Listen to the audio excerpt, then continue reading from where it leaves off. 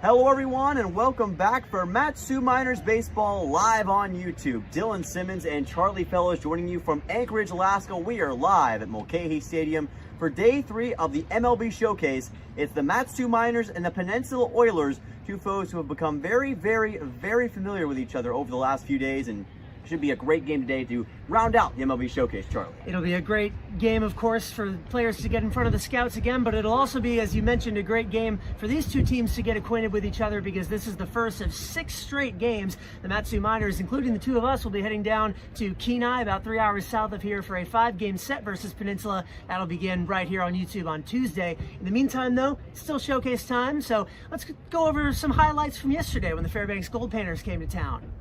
Hello everyone and welcome back to Mulcahy Stadium in Anchorage, Alaska. Here in the crossroads of the world, it's a crossroads in the season of these young ABL players, as it's Day 2 of the MLB Showcase, and today it features the Mat-Su Miners taking on the Alaska Gold Painters for the first time in 2024.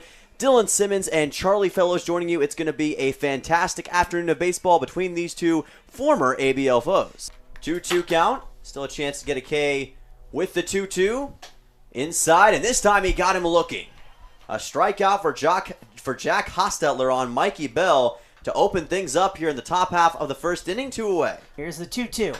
Into left center field, dropping, and that's going to be down for an extra base hit. Coming in to score with ease is Richard. Coming into second with ease is Nick Ferry. An RBI double, and the Miners are on the board. 316, and he's played a bit more than Christian. Runners go, and that's into right field. That's going to be down for a base hit. It's going to score at least 1. And getting away from the right fielder there, that might end up scoring 2. And indeed it will. Zach Doyle bobbled it as he tried to scoop it up off the grass, and so 2 runs are going to score. Mendoza stepping up in a huge way. And number 10 on the jersey looking for a perfect 10 and a strikeout right here. Harrison did not like that call. Had a little bit of a smirk looking back at the home plate umpire. He's got to fight for it now.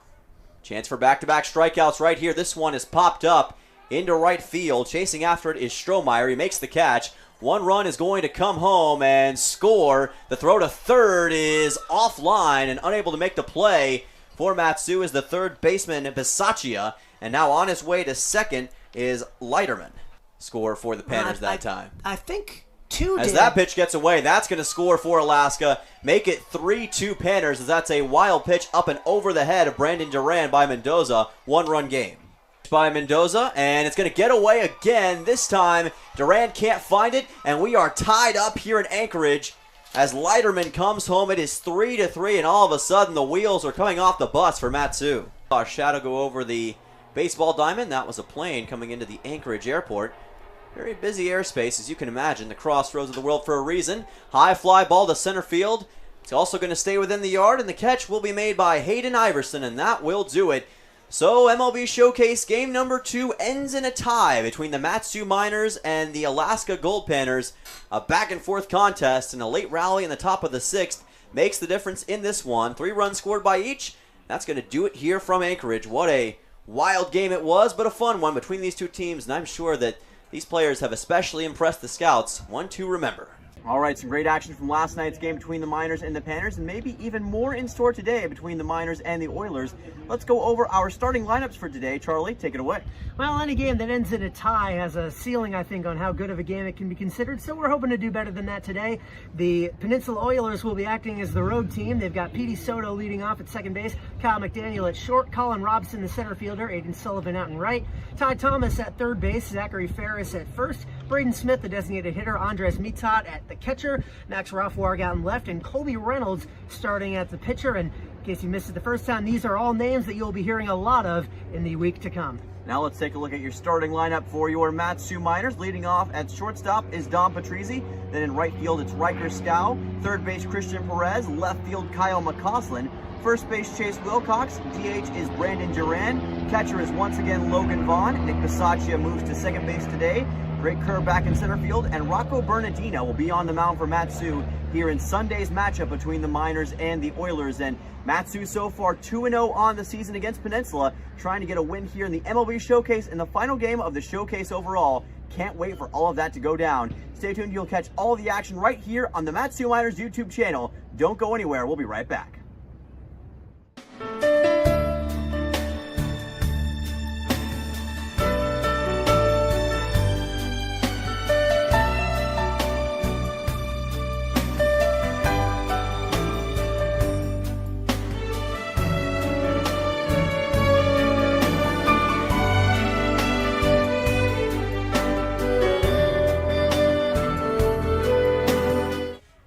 It's another beautiful sunny day in Anchorage, Alaska. Mulcahy Stadium playing host to the third and final day of the MLB Showcase. Within that, the third and final game between the Mat-Su Miners and the Peninsula Oilers. The Miners acting as the home team today. Charlie Fellows and Dylan Simmons here on the call, wishing everyone out there a happy Father's Day. To any fathers who might be watching on their sons playing in this game, so happy to have you in the chat as always. And Dylan, let's get right into it with the lineup featuring a few of them. Absolutely. Mat-Su and Peninsula going at it today. We will start off with Mat-Su's defensive order. We've got Rocco Bernardina on the mound, Chase Wilcox at first base, Nick Bisaccia at second, Don Patrizi at short, Christian Perez at third, Kyle McCausland in left field, Drake Kerr in center field, and Riker Scow moves over to right field today. Behind the dish is Logan Vaughn for Mat-Su. That's your defensive lineup for the Miners. And the man on the bump for the Miners will be Rocco Bernardina, making his third start of the season. He'll probably only go a couple innings in this 7-inning affair to make sure that all the pitchers on the roster who haven't pitched yet in the showcase get a chance to shine. He'll be pitching to a lineup of Petey Soto, Kyle McDaniel, Colin Robson, Aiden Sullivan, Ty Thomas, Zachary Ferris, Braden Smith, Andres Mitat, and Max Rothwarg. And in case you missed any of those names, don't worry, because you'll be hearing a lot of them in the days to come. Absolutely, you will. We're about to head down to Kenai starting on Tuesday for a 5-game road trip against the Oilers. Should be a fun time down on the peninsula. Can't wait to see these two teams go at it a lot here in the upcoming days. But as for right now, it's all about the MLB Showcase and showing out in front of the scouts here at the crossroads of the world. Well, that will be Petey Soto to lead off against Bernardina this season in regular ABL play, which this MLB Showcase is not a part of. Bernardina starts Soto off with a strike. Rocco has appeared in 2 games, has a 1-0 record, has allowed 6 hits, 3 earned runs. One of the regular starters. Pretty sure he'll slot in as the third starter in this rotation behind Ryan Peterson and Aiden Delinsky, although that might be subject to change. Here's another offering. That's on the ground through the hole into left field for a base hit. Petey Soto starts the day off with a solid knock.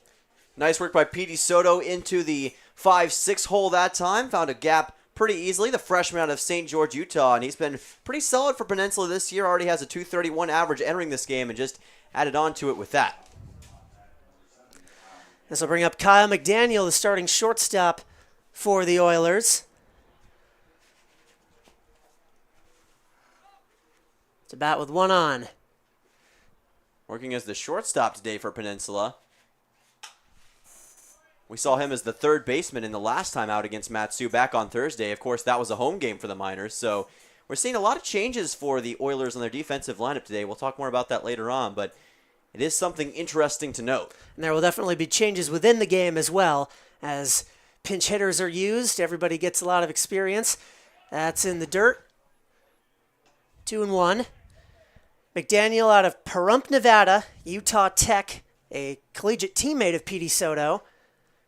Hit .271 with 3 home runs, 18 runs batted in with the Trailblazers.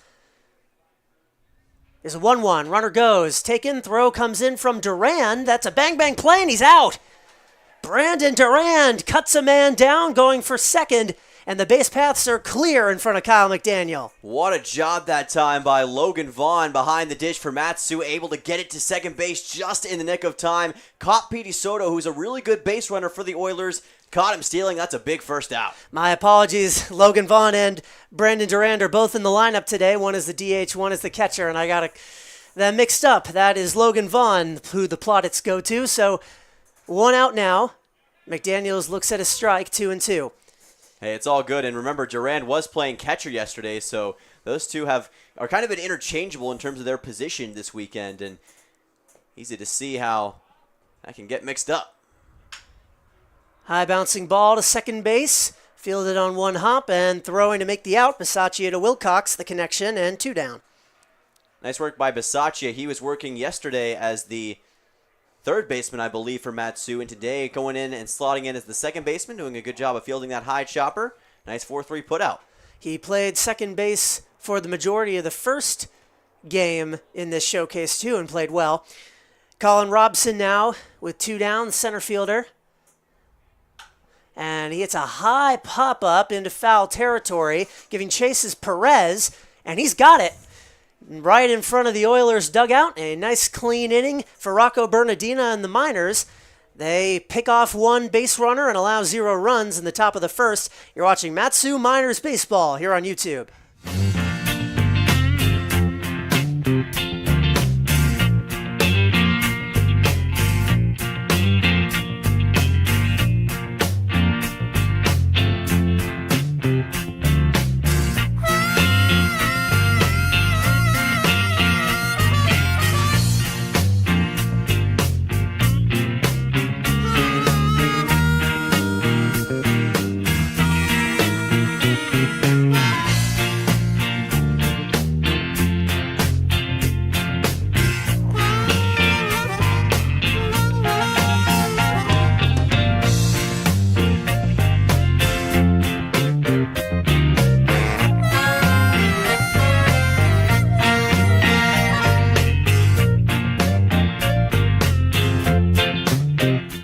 Bottom one here at Mulcahy. The Miners have a issue-free top of the first, and now they'll get a chance to bat. Dylan Simmons gave the lineup earlier, but in case you missed it, it'll be Don Patrizzi at short, Riker Scow out in right, Christian Perez, the third baseman, Kyle McCausland out in left, Chase Wilcox at first today, Brandon Duran, the DH, as I mentioned, right in front of Logan Vaughn, who's catching, Nick Bisaccia, the second baseman, and Drake Kerr out in center. Some people playing positions that they're very familiar with. Drake Kerr, of course, has been in center field, I'm pretty sure every game he has played for the Miners this year. Logan Vaughn, of course, a catcher, but we've got some movement around the base paths, too. Yeah, let's take a look at the Peninsula Oilers defensive lineup. For the Oilers, we've got Colby Reynolds on the mound, and it's Andres Mitat behind the dish. Then it's Zachary Ferris at first, Max Rothwarg at third, Kyle McDaniel at short, Petey Soto at second today, Aiden Sullivan in right, Colin Robson center field, and Max Rothwarg, or Checkett Rothwarg is in left field for the Oilers today. So Ty Thomas is the third baseman. Ty Thomas is in third baseman. For some reason, I wrote down Rothwarg twice. And it's fun to write. It is. It is. Even more fun to say.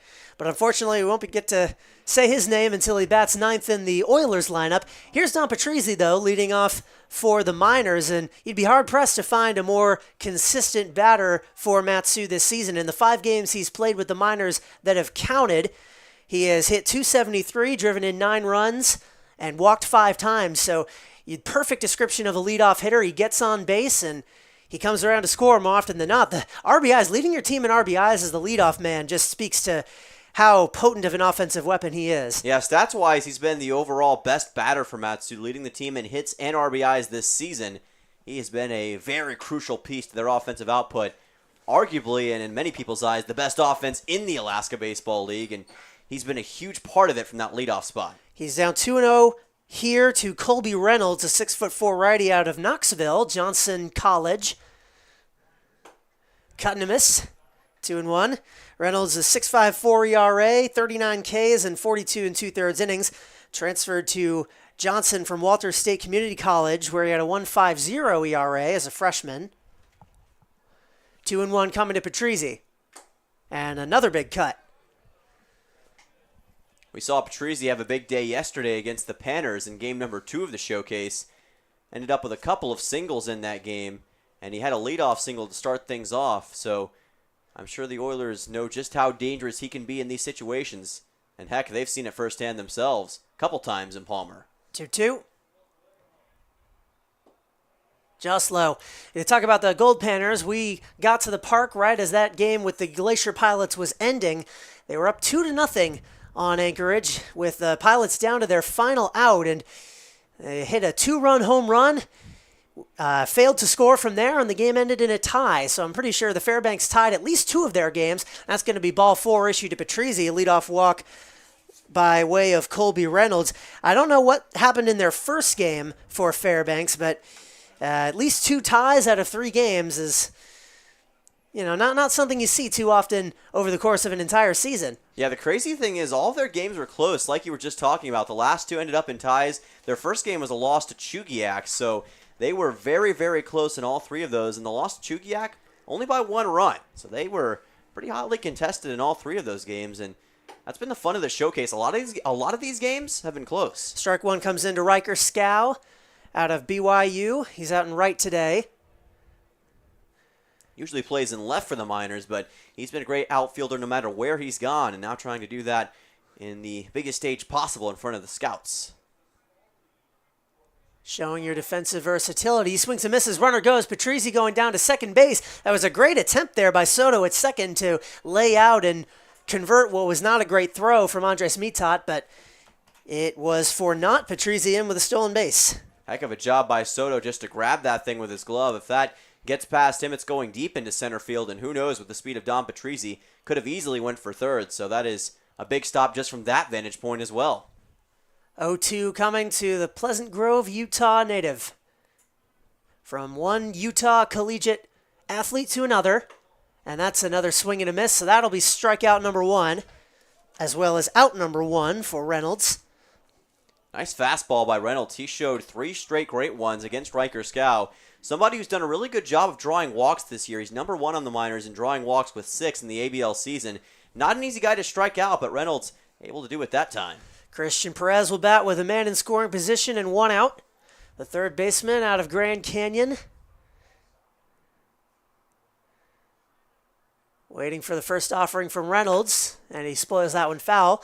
Mentioned at the top of this broadcast, it is Father's Day today. Perez has his father in attendance. He's been coming to a lot of the Miners games early on in the season. Dylan and I have gotten to talk with him a few times. Very nice guy. As is his son. We got to interview him against the Oilers during that last home game. Yeah, he had a 3-hit performance in that Sunday matchup against Peninsula that started things off between these two teams, and now trying to replicate that success here in Mulcahy Stadium as he faces an 0-2 count. But he talked about his father. He is a very nice guy, very passionate about the game of baseball, and he is exuberant to see his son performing so well. Another 0-2 count here, though. Colby Reynolds, after a leadoff walk, seems to have found his command. Going for his second K. Left that one outside. Perez so far on the year, .333 batting average, which leads the team. 2 runs batted in and 2 walks. That, of course, is in ABL official play, which will resume on Tuesday when the Miners head down to Kenai to take on these very Oilers. 1-2. In the dirt again. Mitat has to be wary of Patrizzi there at second. He's taking a massive lead, and he can run. He's stolen base time and time again this year, so I wouldn't be shocked if he tried it again for Matsu in this situation. And Perez, a guy who, like we've said before, can definitely get those gap shots. Could send Patrizzi home.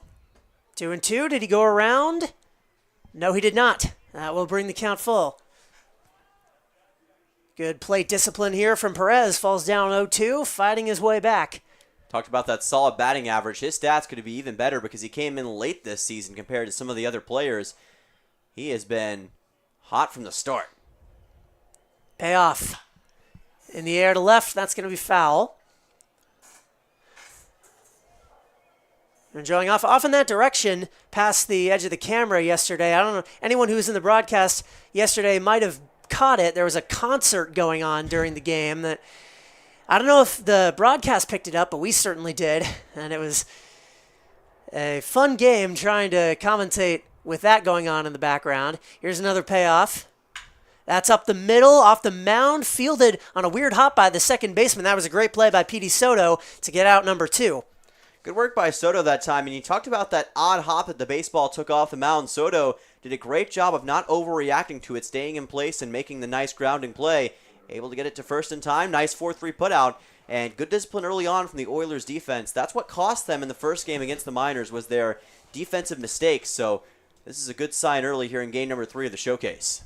And that's exactly the kind of defensive heads-up play that the scouts are looking to see. So 2 away now with a runner on third as that's skied off to the right side foul by Kyle McCausland, the left fielder from Wellesley, Massachusetts.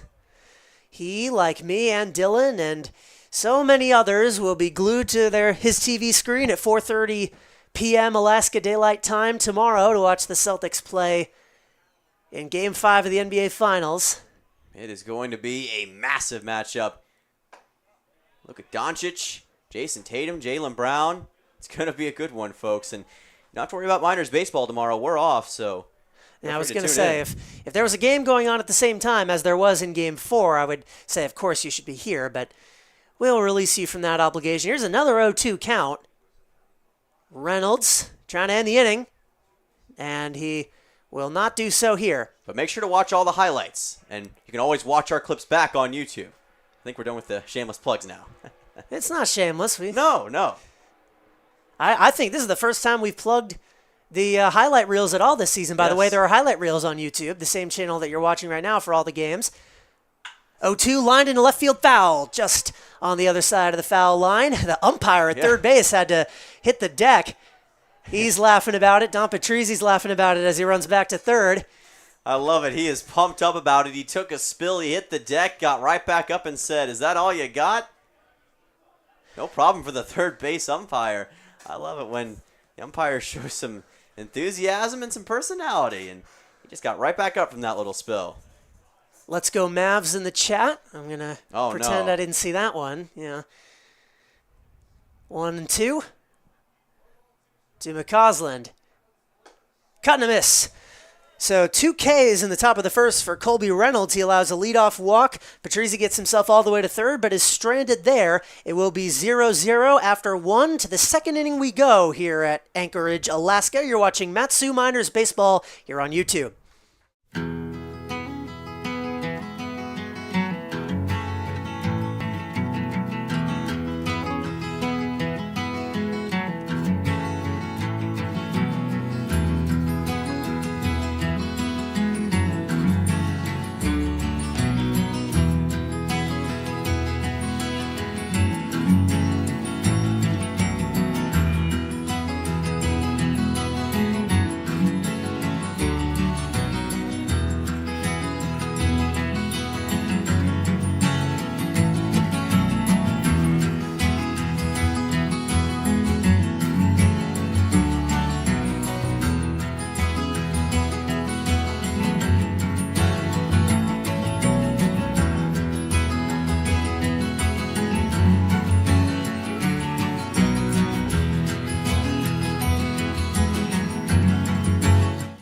We're headed to the second frame of action here in Anchorage, Alaska, the final showdown of this MLB Showcase between your Mat-Su Miners and the acting visiting team Peninsula Oilers. We're in the top of the second inning, and Rocco Bernardina's day is done, just as we suspected. He allowed 1 hit, but faced the minimum and did not allow a run. He will hand the ball over to Nico Tomasello. Yes, Nico Tomasello, the freshman out of San Diego, California, plays for San Diego State. 6'5", 215. We've talked about his size before. He is a tall guy.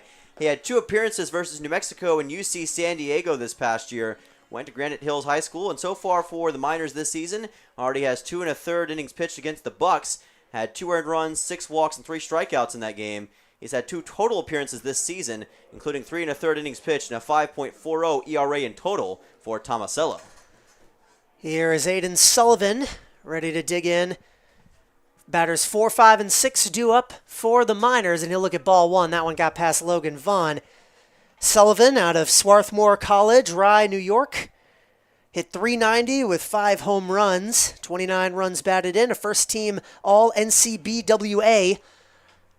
He was the Rookie of the Year in that conference as well, 1-1. See a Let's Go Celtics in the chat as well. They're happy to see that. Balance as all things should be. That one might have gotten his foot, but no, just a ball, 2-1. That was very close to hitting the top of his shoe that time. Thought for a second that it got him, but looks like it might have just skimmed over. Good thing for Tomasello. 2-1. Chopper to first base. Wilcox will take it himself, and that'll be 1 down. About as basic as it's going to be. High chopper to Chase Wilcox, who's playing at first base today for Mat-Su. Not where he always is, but making a good play on that one. Easy first out. He's been a solid utility infielder for them. He's mainly been a third baseman, I think, but he's been at second base too and performed solidly there. Now Ty Thomas will bat with 1 down against Tomasello, and he takes a ball.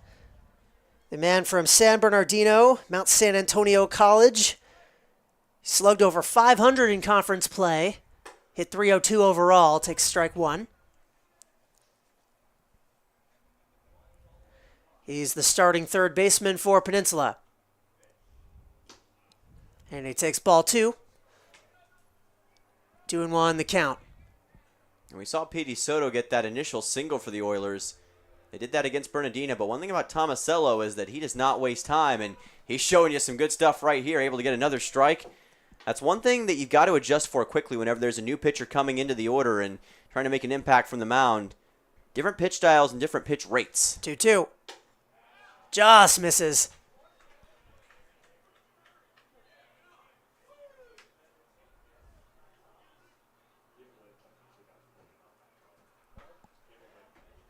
Now a payoff pitch, and that's hit well into left. McCausland has it. That'll be a full count ending in out number 2. Nice work by McCausland that time. That's the first well-hit ball we've seen from the Oilers today. They've had issues in the past being able to get it past the outfield format, too. They've just been so solid this season. But we have seen one home run from the Oilers in the past, that coming from Colin Robson, who we're going to see more in this game. Already has one at-bat, but that might be the weapon that the Oilers need here in this one and in the future. Zachary Ferris to Wilcox, pretty much the same as the first out, and it goes the same way. 1-2-3 go the Oilers in the top of the second inning. They have, aside from that leadoff single, managed not much against these Miners pitchers. Now the Miners bats will try to break this scoreless tie. Bottom 2 coming up here in Anchorage. You're watching Mat-Su Miners Baseball here on YouTube.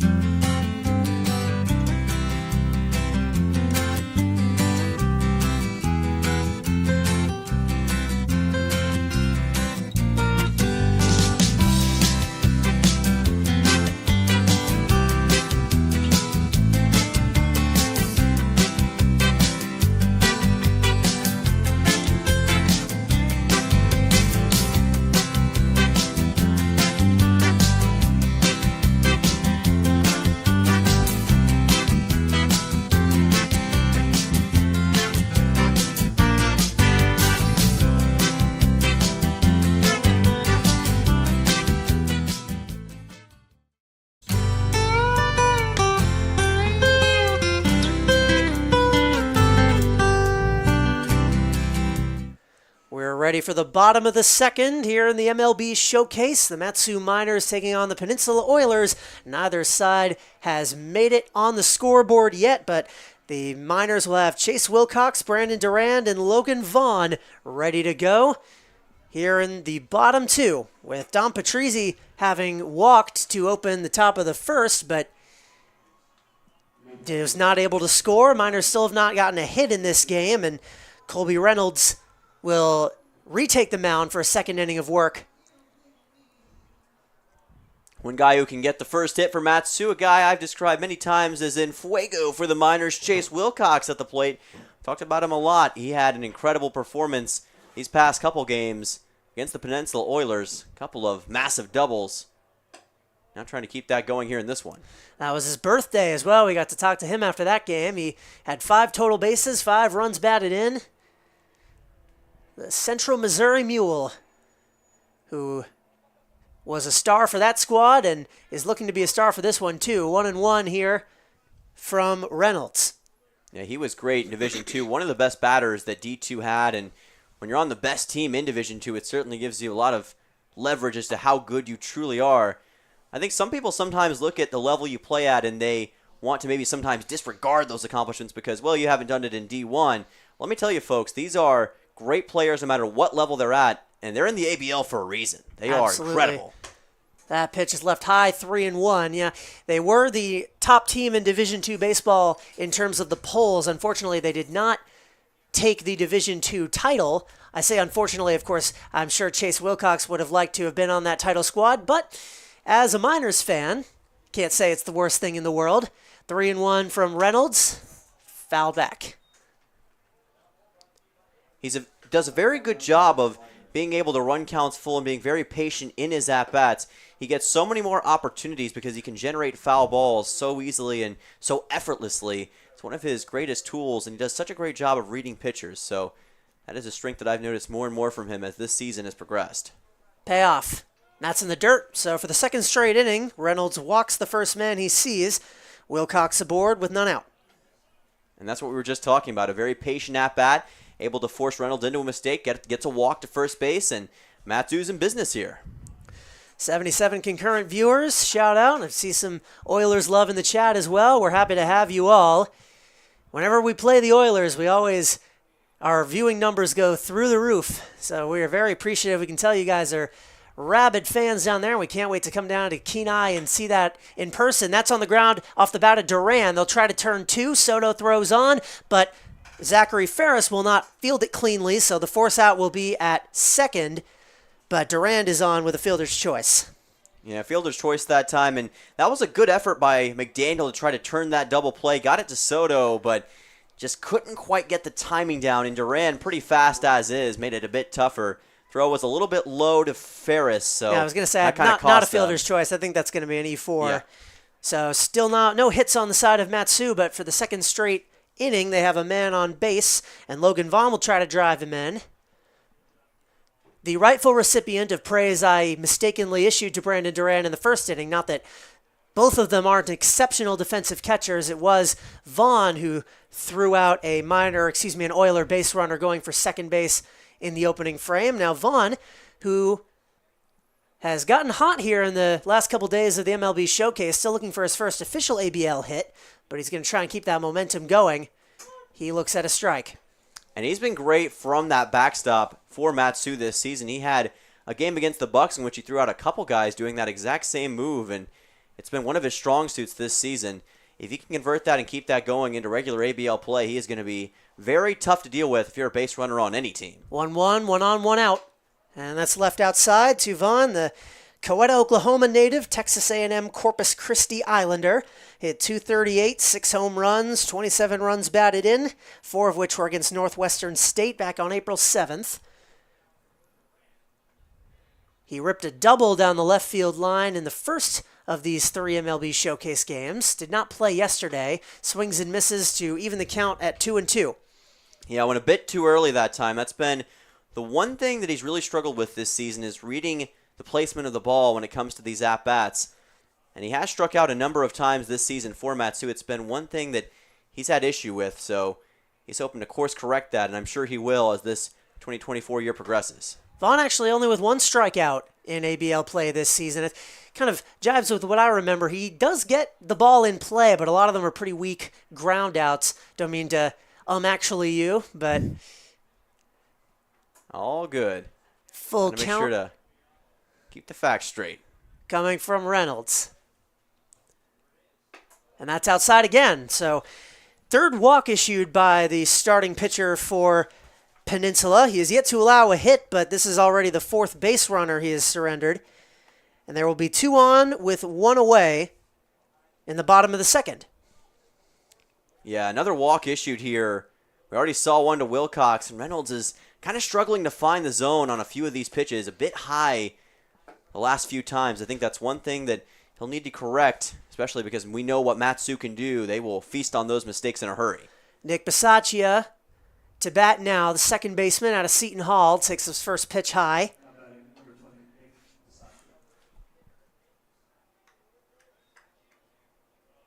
The Seton Hall Pirate, batting .182 this year, has walked 3 times in official ABL play.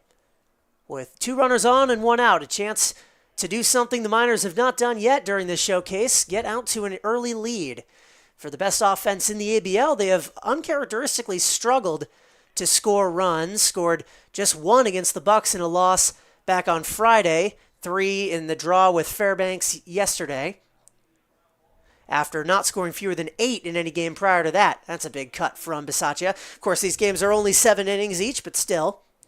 Yeah, one thing I've noticed about a lot of these showcase games is that they are relatively low scoring. We just talked about the Pilots-Panthers game that happened prior to this one, and that was a scoreless game until the 6th inning. So, for whatever reason, offenses are having issues establishing leverage in these MLB Showcase games, and maybe that's just a result of defenses executing greatly. Pitchers have been on form. That's hit opposite field foul, 1-2. And some groans from the crowd. I can only imagine there might have been a gaff trying to catch a ball. It's a decent crowd here today.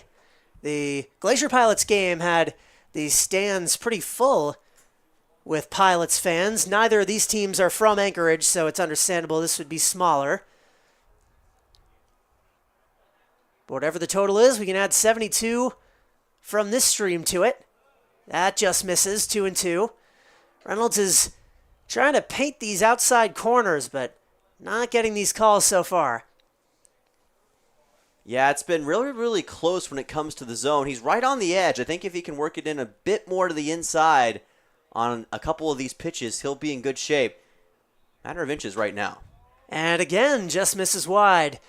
That'll be another full count. Reynolds has thrown a lot of pitches, if nothing else, giving the scouts a lot of chances to see his mechanics, test his velocity, and now see how he does in a little bit of a sticky situation. We've not seen a pitcher get pulled in the middle of an inning yet during the showcase, and I imagine it will stay that way. These games don't matter for the standings, so you want to see them work in a variety of situations. And here's a payoff pitch again, and inside again. Third walk of the inning, fourth overall from Reynolds, and now Andres Mitad is going to come out and have a chat. Bases are going to be loaded with with one out, but the hot-hitting Drake Kerr coming up to bat. They've got to come up with a game plan here. Yeah, and it looks like we are going to see a visit to the mound by Peninsula. That's the fourth walk of the game for Colby Reynolds. Just not the ideal start. Hasn't allowed a hit to Matsu yet, but hasn't been able to avoid putting runners on base. This could be that first pitching change of the showcase that we've seen. We'll have to take a look, but it has certainly been a bit of a tough start for him. Every batter this inning has reached base. Chase Wilcox drew a leadoff walk, and then he was cut down in what probably should have been a double play, if not for a throwing error on the part of Petey Soto. That allowed Brandon Duran to reach first, and since then it has been a pair of walks to load the bases. So Drake Kerr will get a chance to do some real damage. The other Seton Hall Pirate on this roster, playing his customary position of center field, hitting .263 with 5 runs batted in this season.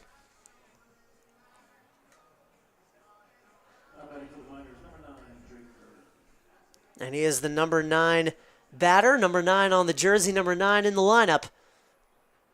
It's going to be interesting to see here what kind of adjustments Reynolds is going to make after that brief intermission. And if what we were talking about rings true, I'm sure he'll try to lower these pitches just a little bit.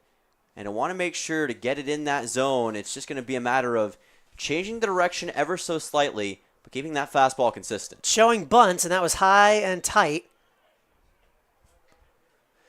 Reynolds thus far this season has appeared in one game through 2 innings of 1-run ball against these Miners, I believe.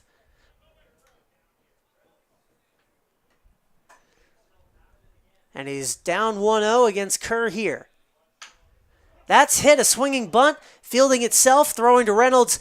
Will throw to home, rather, to get the force out there. That was a smart play. Durand is retired for a big second out. The bases will remain loaded, but there will be 2 away on that 1-2 putout. Nice bit of fielding there by Reynolds.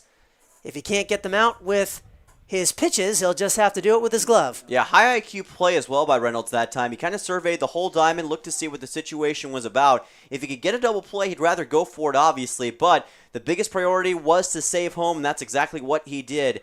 Threw the ball right to Maitat and got the out.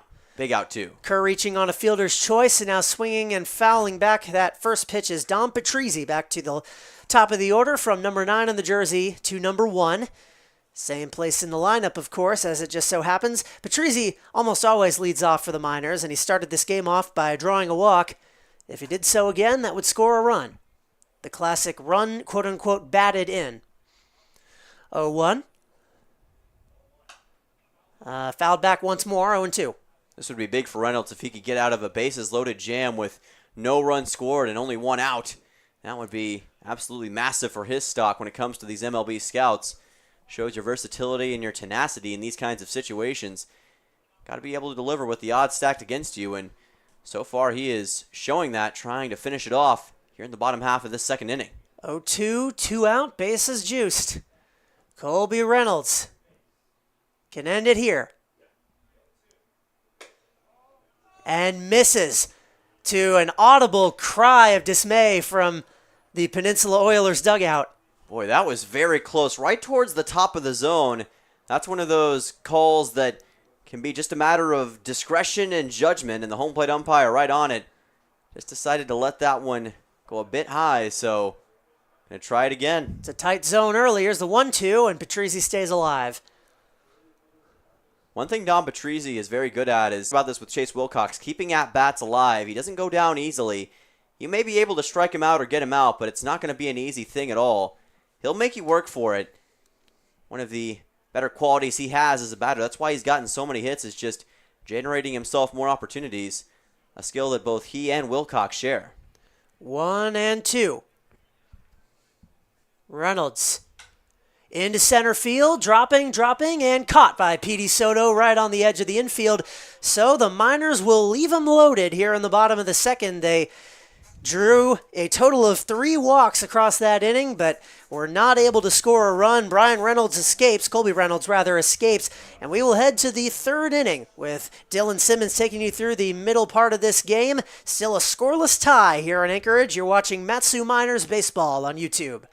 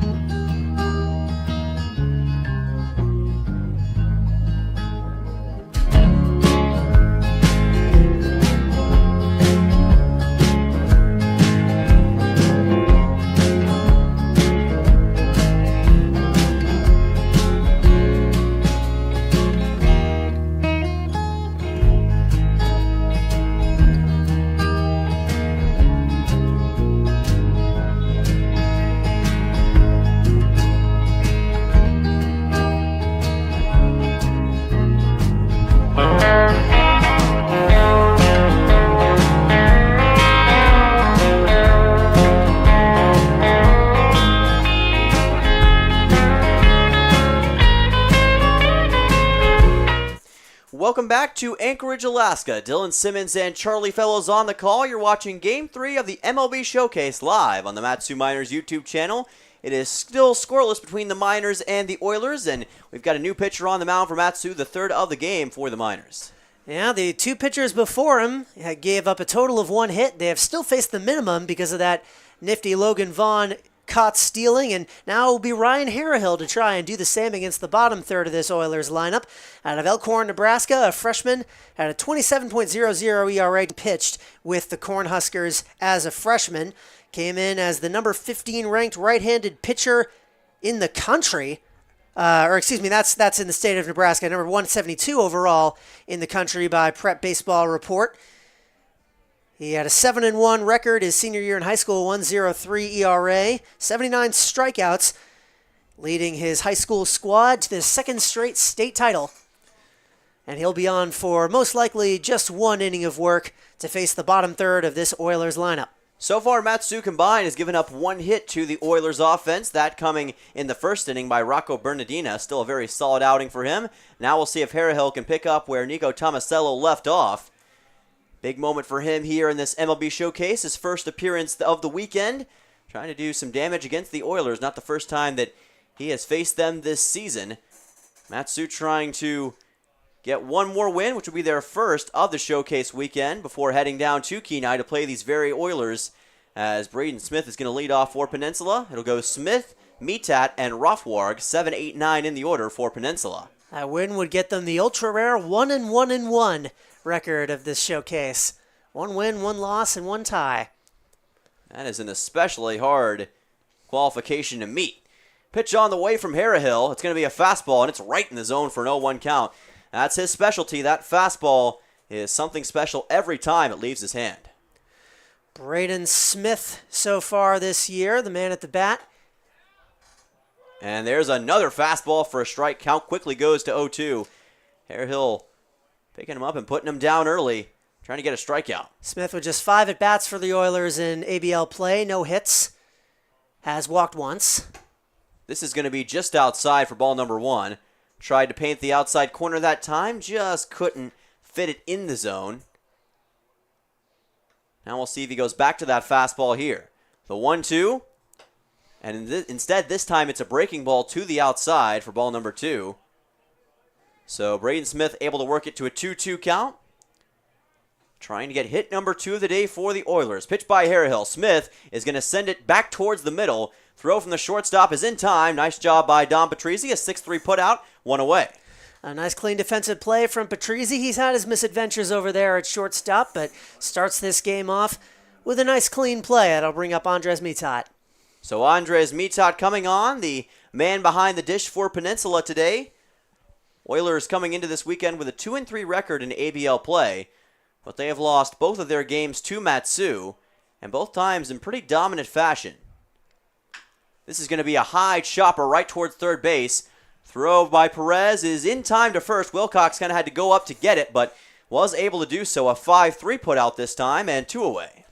Chase Wilcox making sure that ball didn't go over his head and into the dugout. Could have been a disaster, but a quick 2 outs, just the kind of start you want here from Harehill. Ryan Harehill in the defense playing well in this top half of the third inning, looking for a 1-2-3 frame. Max Rothwarg now at the plate, the 9-hole hitter. And the left fielder today for the Oilers, he was the second baseman last time out against Matsu. Watches the fastball go by for a strike. Count goes to 0-1. Rothwarg this season is batting .364. I do want to add that little caveat. The Oilers have played 5 games this season, but only 4 of them have stats available, so the stats are going to be slightly off from whatever they are in actuality. Oilers this season with a 2-3 record. One of those wins is missing from that statistical profile. So I just want to cover our bases there, so to speak. That's being shown from 4 games, like you mentioned, an 0-2 count. Fastball is a little bit outside, according to the home plate umpire. Count goes to 1-2. Rothwarg had started walking toward first base. I don't know if he thought the plate appearance was over one way or the other, but 1-2 from Harehill. And check swing. He's going to be out. A strikeout for Ryan Harehill to end the top half of the third inning. Able to get Max Rothwarg. A 1-2-3 inning for the Miners and a nice frame for Ryan Harehill. We'll be back for the bottom of the third. Matsu's offense looking to take the lead. You're watching Matsu Miners Baseball on YouTube.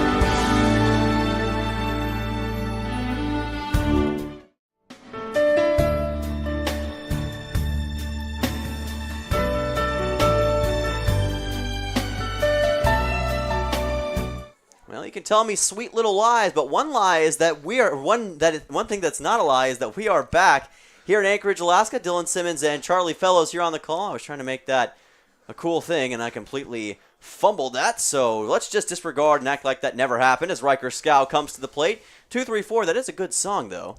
And the context here, I don't know if you can hear it on our broadcast, but they were playing Fleetwood Mac's Little Lies over the loudspeakers here in between innings. So a valiant attempt. I respect what we went for. Riker Scow at the plate. 2-3-4 in the order for Matsu. Colby Reynolds still on the mound for the Oilers in a 0-0 deadlock. This is a curveball, and it's in there for a strike.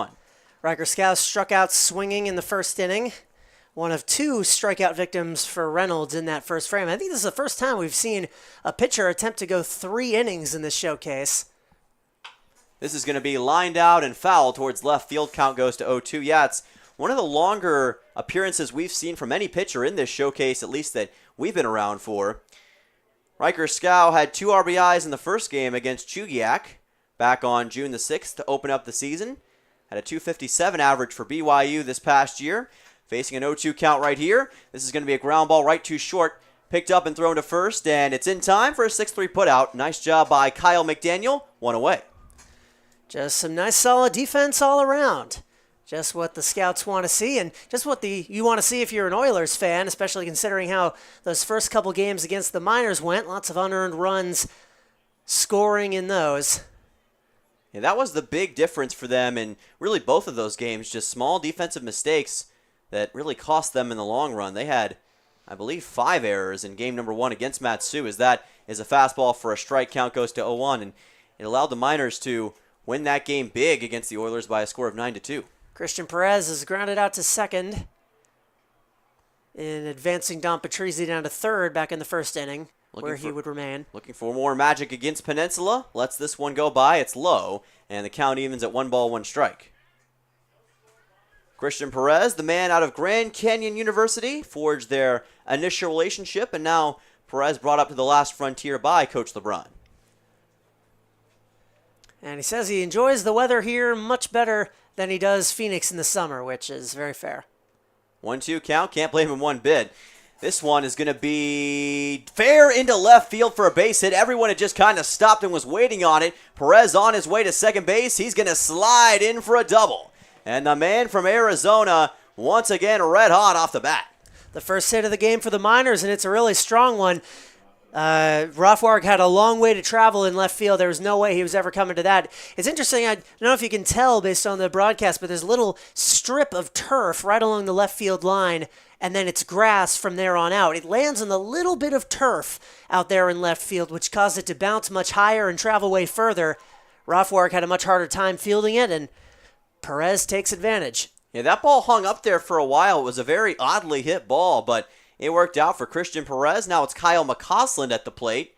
One away. This is going to be lined into center field. Another base hit. Perez coming around to third. Now he wants home. The throw is going to be high and close, but not in time. Perez scores, and Matsu is on the scoreboard. 1-0 Miners. Perez turns on the Jets there, scoring all the way from second. It was a solid throw out of the arm of Colin Robson. Andres Mitat didn't hold it as cleanly as he probably could have, but that was just pure speed by Perez, pulling a run out of thin air, and the Miners lead it 1-0. That was Kyle McCausland, who we hadn't even really had a chance to talk about, who was able to get that stand-up double that sent in Christian Perez, an RBI double, and a 1-0 Matsu lead. That's hit number 2 for the Miners in this game, and the second straight hit. Now a high fly ball popped up, and it's going to be unplayable up and over the Oilers dugout. Count goes to 0-1. Smattering of fans in the stands over there. My first experience pretty much like 5 minutes after getting off the bus for the first time in Anchorage back on Friday. I went to go get a hamburger at the concession stand, and I was about 2 feet away from potentially getting lobotomized by a flying baseball, pop fly that went over the stadium and landed right next to me. Caused me to jump in terror. Lobotomized. Bringing out the big words here today. Count is 0-1 for Chase Wilcox, trying to join the double party. Runner goes to third. The throw is going to be in time, and this time the Oilers were ready for it. It was Andres Mitat was able to get it to Ty Thomas in time, and that is going to be 2 away as they're able to catch Kyle McCausland stealing. McCausland didn't get quite as good of a jump as he could have there, and Mitat is up and gunning. We've now seen 2 caught stealings, 1 from each side here today. The scouts are going to love that from the catchers. So now 2 away. Wilcox with nobody on base lets this one go high, and the count is 1-1. Miners did well to get a run out of this inning, especially considering how they left the last inning with the bases loaded. Check it, it's a 2-1 count. Pitch on the way. High fly ball to left field, but it's going to be fouled and land in the bleachers. Somebody go get the souvenir. Count is 2-2. Now it's up for grabs, too. That particular stretch of bleachers is just barely visible by the camera, and as you can see, there's not anybody there. So the cavalry of small children, I'm sure, soon to descend upon it. Now let's see what the red shirt freshman has in store. Count is 2-2. Pitch from Reynolds. Check swing, but did not quite go around. Count is going to be full at 3-2. Reynolds really getting a small zone by the home plate umpire here. Yeah, it's been a very tight zone so far. We've both been able to notice that, and pitchers have had to work around that on both sides. The payoff pitch And another high fly ball fouled. Again towards left field. Count will stay full.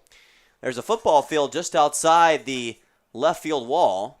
You can see from our vantage point. It's a multi-sport complex here around Mulcahy. Part of a number of great facilities here in Anchorage, Alaska. And there's a hockey rink in the building behind us as well.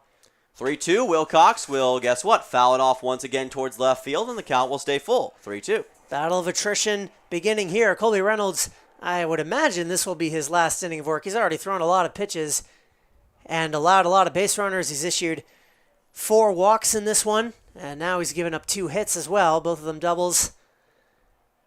So if he can win this battle, this might be the end for him. And that fuel tank has got to be getting close to empty, and there's a strikeout. A K swinging on Chase Wilcox, so Colby Reynolds will get his 3rd K of the game and retire Wilcox on strikes, but not before Matsu able to get 2 back-to-back doubles, and Kyle McCausland sending in Christian Perez. Matsu on top 1-0. We'll be back for the top half of the 4th inning. You're watching Matsu Miners Baseball on YouTube.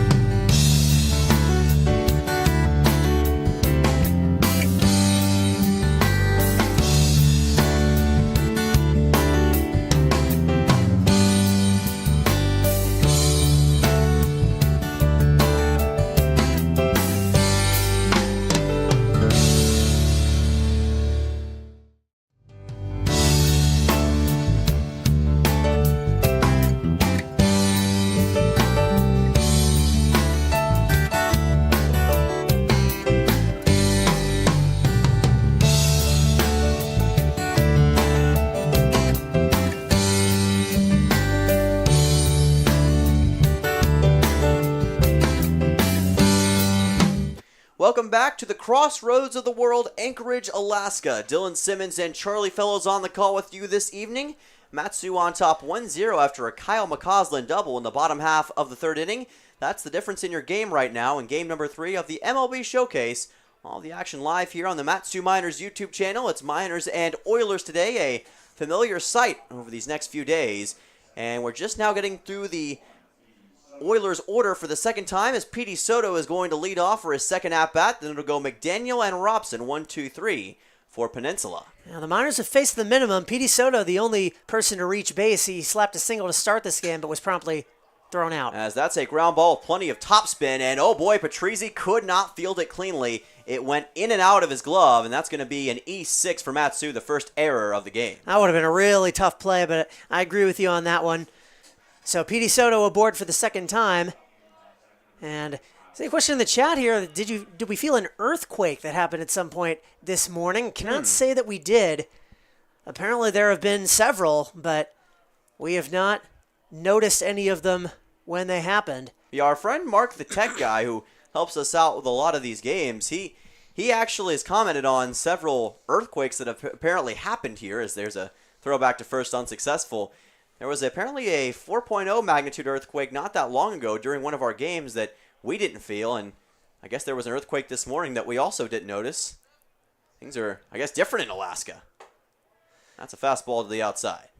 In Syracuse, where I go to school earlier this semester, I was just sitting in class, and there was an earthquake that happened all the way down in New Jersey. I think it was magnitude 4.4 or something like that, and all the way up in Syracuse, about 150 miles away, the desk started shaking. The water bottle fell off. This one going to be fouled off the end of the bat of McDaniel. Count will leave it at 1-1. It's interesting with Alaska, like you mentioned, a lot of interesting phenomena takes place here. It's not just the earthquakes, it's the blizzards, and of course there are some volcanoes in the southern part of the state that can always create some interesting conditions. Well, the earthquakes and the volcanoes are from the same thing. It's the ring of fire, what they call it. Right. The plate boundary. I won't claim to be a geologist, but I do know that there is a fault line, that's the name for it, that runs along the Alaskan coast. Count goes to 1-2 here. Nice pitch by Harrahill that time, a little bit off speed, able to get it to a 1-2 on McDaniel. who's again playing shortstop today. He was the third baseman last time out against Matsu, switching his position on the infield. Peninsula experimenting just a little bit. Throw back to first again. They're keeping a close eye on Petey Soto right now, who advanced to first on that Don Patrizzi error. And Wilcox had to dash a little bit off of his bag to field that throw. Not the best offering by Harahill. 1-2 count, pitch by Harahill, and it's going to be a swing and a miss by McDaniel. So a K swinging for Ryan Harahill. One down here in the top half of the fourth inning. His second strikeout of the game, second of the last three batters faced, and I'll bring up Colin Robson. They'll need another pickoff if they want to continue to face the minimum. But more important goals, of course, on the forefront of Ryan Harahill's mind. Colin Robson, the lone man from the Oilers to get a home run against Matsu this season. That back in the Sunday game, the first time these two teams met, as the count goes to 1-0. Robson's hitting .385 on the season with 2 runs batted in. He's also walked 3 times. He's the only man on the Oilers with a home run. He's also have a double. He's got 2 extra base hits, which only Elijah Vogelsong Lewis can match. Swings and misses at this one. You saw over there at first that Soto was thinking about going to second, but he decided to stay back. Vaughn was keeping a close eye on him, and I think if he'd went, he probably would have been out. That throw would have been coming in quickly from the home plate area. 1-1 count. Robson at the plate. Pitch by Harahill is well outside and high for ball 2. Matsu with a 4-1 record entering the MLB Showcase. They'll be trying to get it to 5-1 on Tuesday down in Kenai, which would match the Anchorage Bucks for the best record in the league. They're 2-0 against these Oilers too, and if that trend continues, the Miners could inflate their record a lot after this road trip, but Oilers certainly not going to roll over. The 2 games that we saw them in were 2 of the first games they played this season. They were still trying to work out their lineup and get that team chemistry, and they've got a pair of wins this year.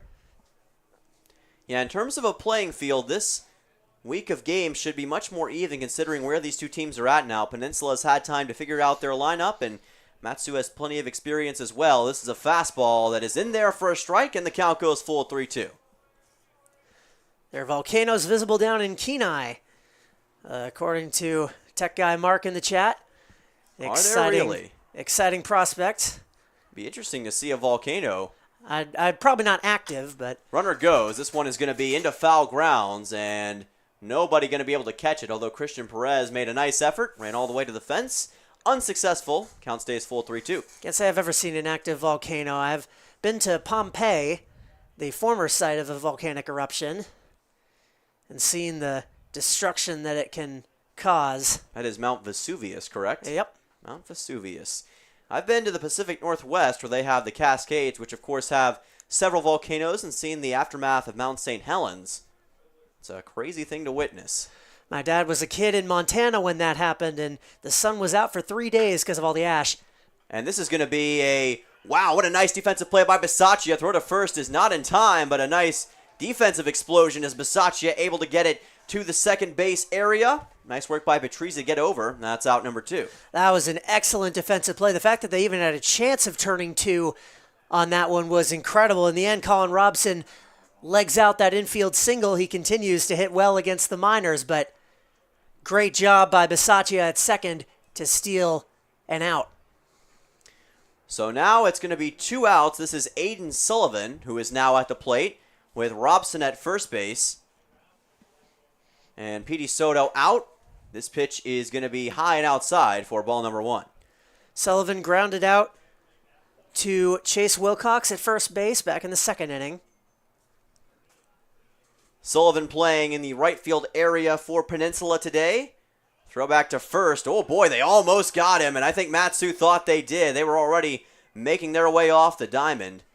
That was about as close as it's going to get, and Chase Wilcox did a good job of securing that baseball. Almost able to get Robson that time. 1-0 count with 2 outs. Aiden Sullivan trying to keep the inning alive, but it is becoming increasingly difficult against Ryan Harahill and the Matsu defense. Swings and misses at this offering, and the count goes to 1-1.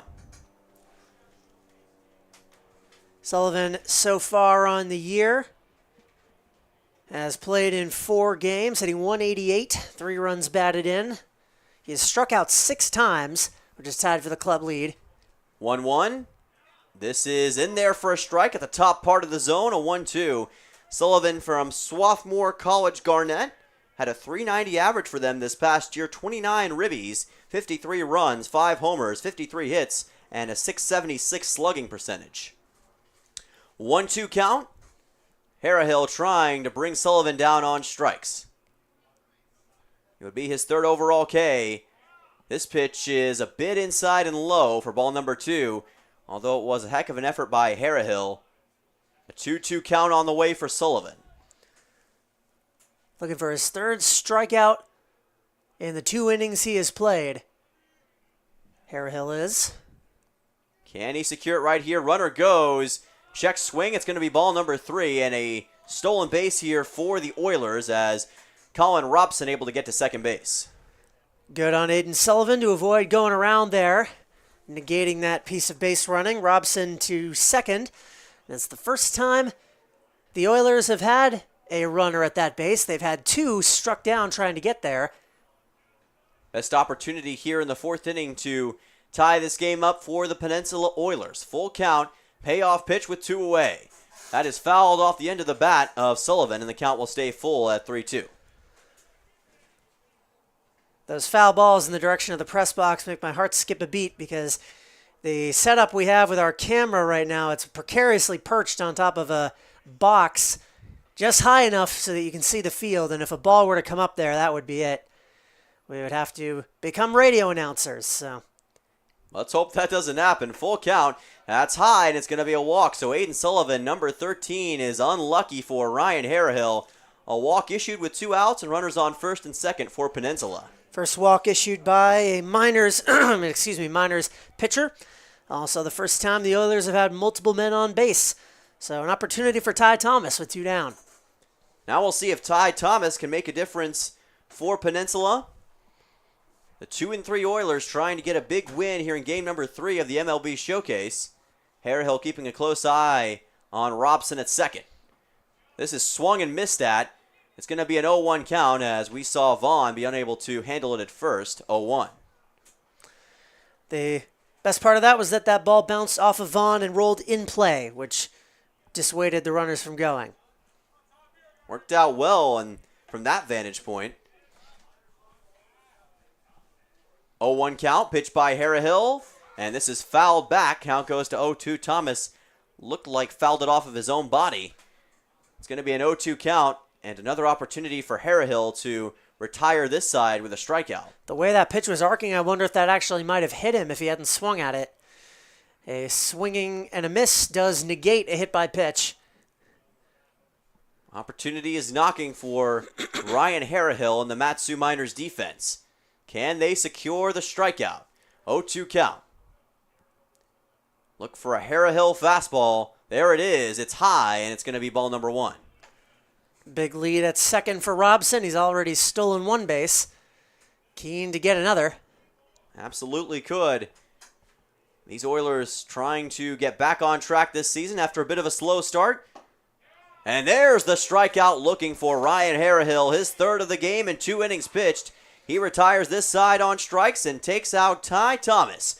And we're on to the bottom half of the 4th inning. Matsu preserving a 1-0 lead. This one is looking good. We'll be right back. You're watching Matsu Miners Baseball on YouTube.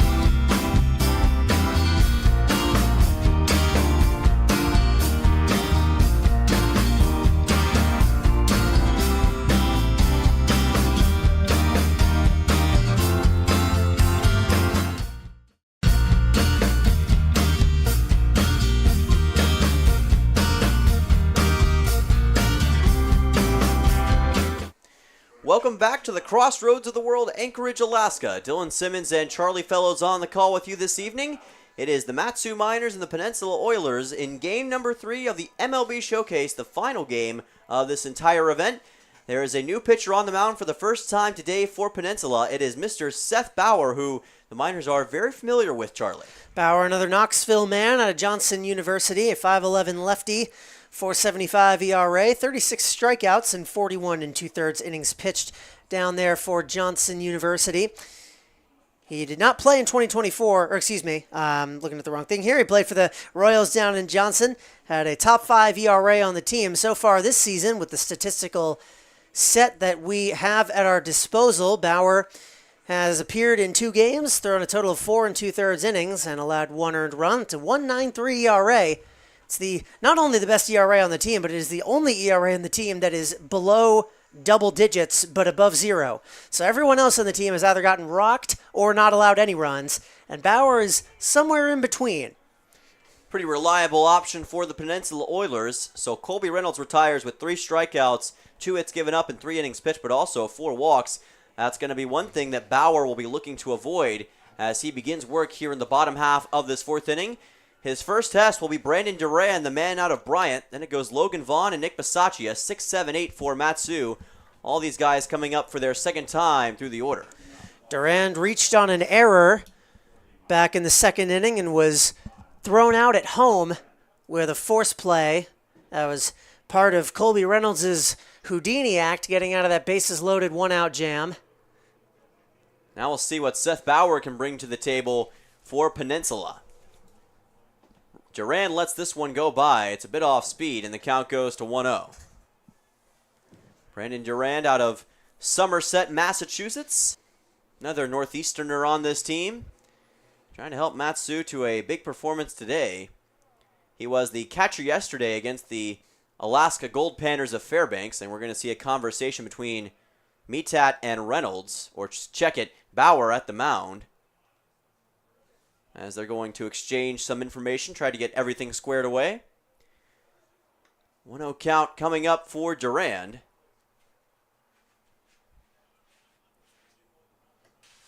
Out of the NCAA school, Bryant, who made the NCAA tournament this past baseball season. This one is going to be off the plate and ball number 2.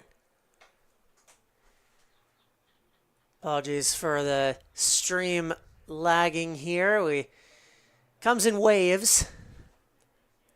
2-0 count to Durand. This is going to be fouled on the ground, and the count will be 2-1.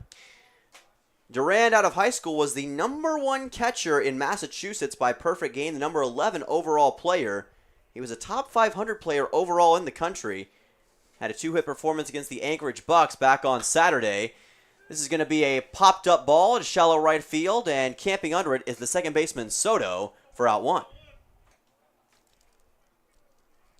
So 1 down for Mat-Su as Durand is quickly retired. That'll bring on Logan Vaughn, the man behind the dish today for Mat-Su. Vaughn has walked and was stranded at 3rd back in that 2nd inning. That he was, and you've talked about it before, still trying to get his first hit in ABL play, but he has been pretty solid in this showcase so far. Lets this go by for ball number 1. Vaughn, excuse me, sorry. My goodness. Didn't know what that was for a second. Hope I didn't blow anybody's ears out with that. 1-0 count. That pitch is low. You're a good partner. Count goes to 2-0 for Logan Vaughn. And he's going to try to make the Oilers defense sick with a hit of his own right here. I'm not sick for You're the not record. sick. No. He is not sick. 2-0 count. That pitch goes high. Count goes to 3-0.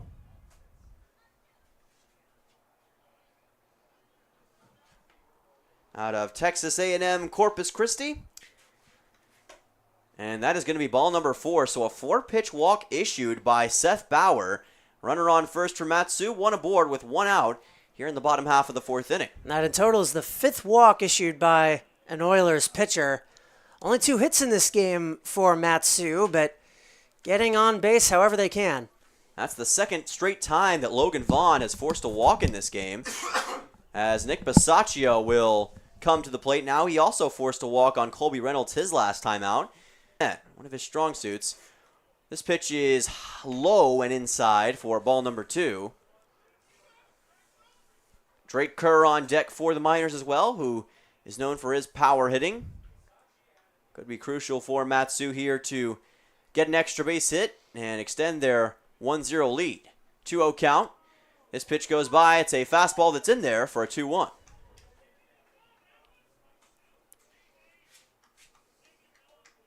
Bisaccia out of Providence, New Jersey, plays for Seton Hall.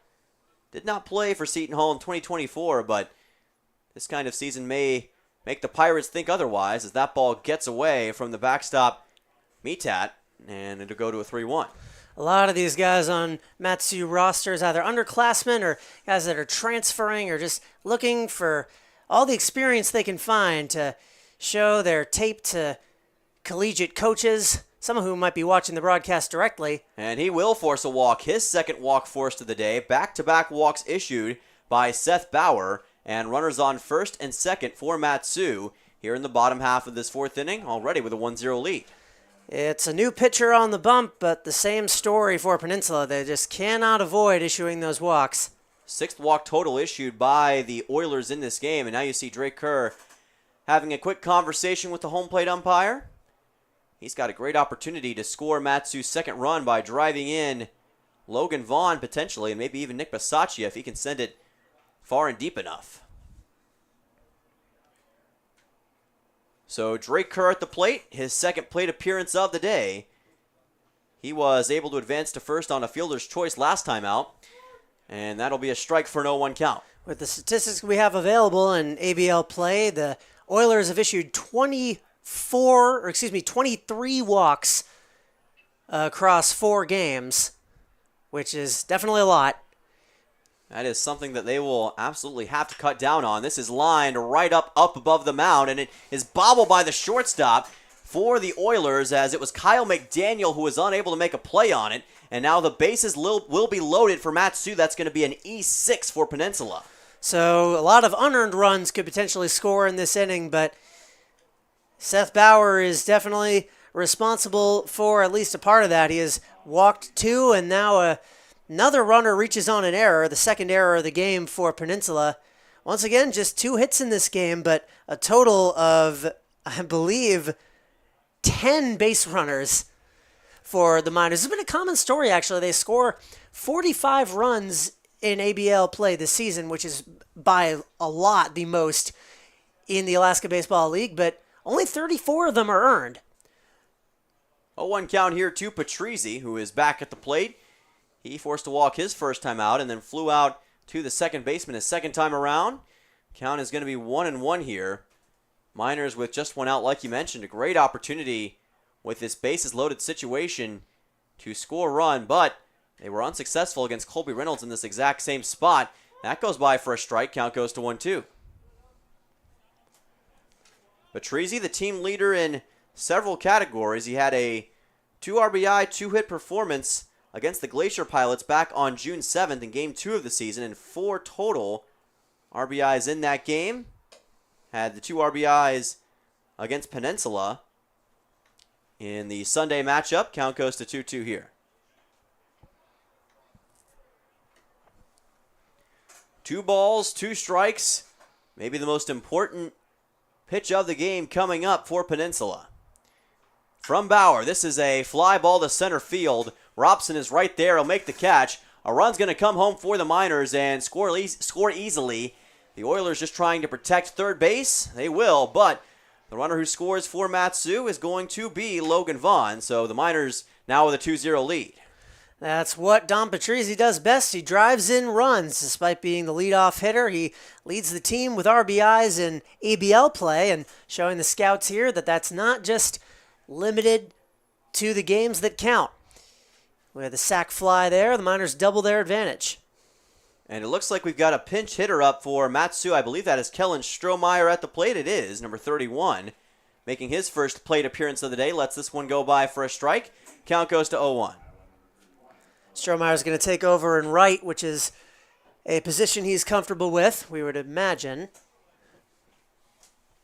We'll clarify that for you in the top half of the 5th inning. 0-1 count, swings and misses, throw back to second. It bounces away, and the Oilers almost have that one go really wrong, but they're able to hold Nick Bisaccia at bay. Count's going to be 0-2 here. I thought at first that might have actually hit Bisaccia because he came up kind of holding his back, but looks to be okay now. McDaniel had to adjust to that baseball and tried to make a play on it, but I think you're right. It at least bounced close to Nick Bisaccia that time. 0-2 count for Strohmeyer. Lets it go by. Well outside on the breaking ball for ball 1.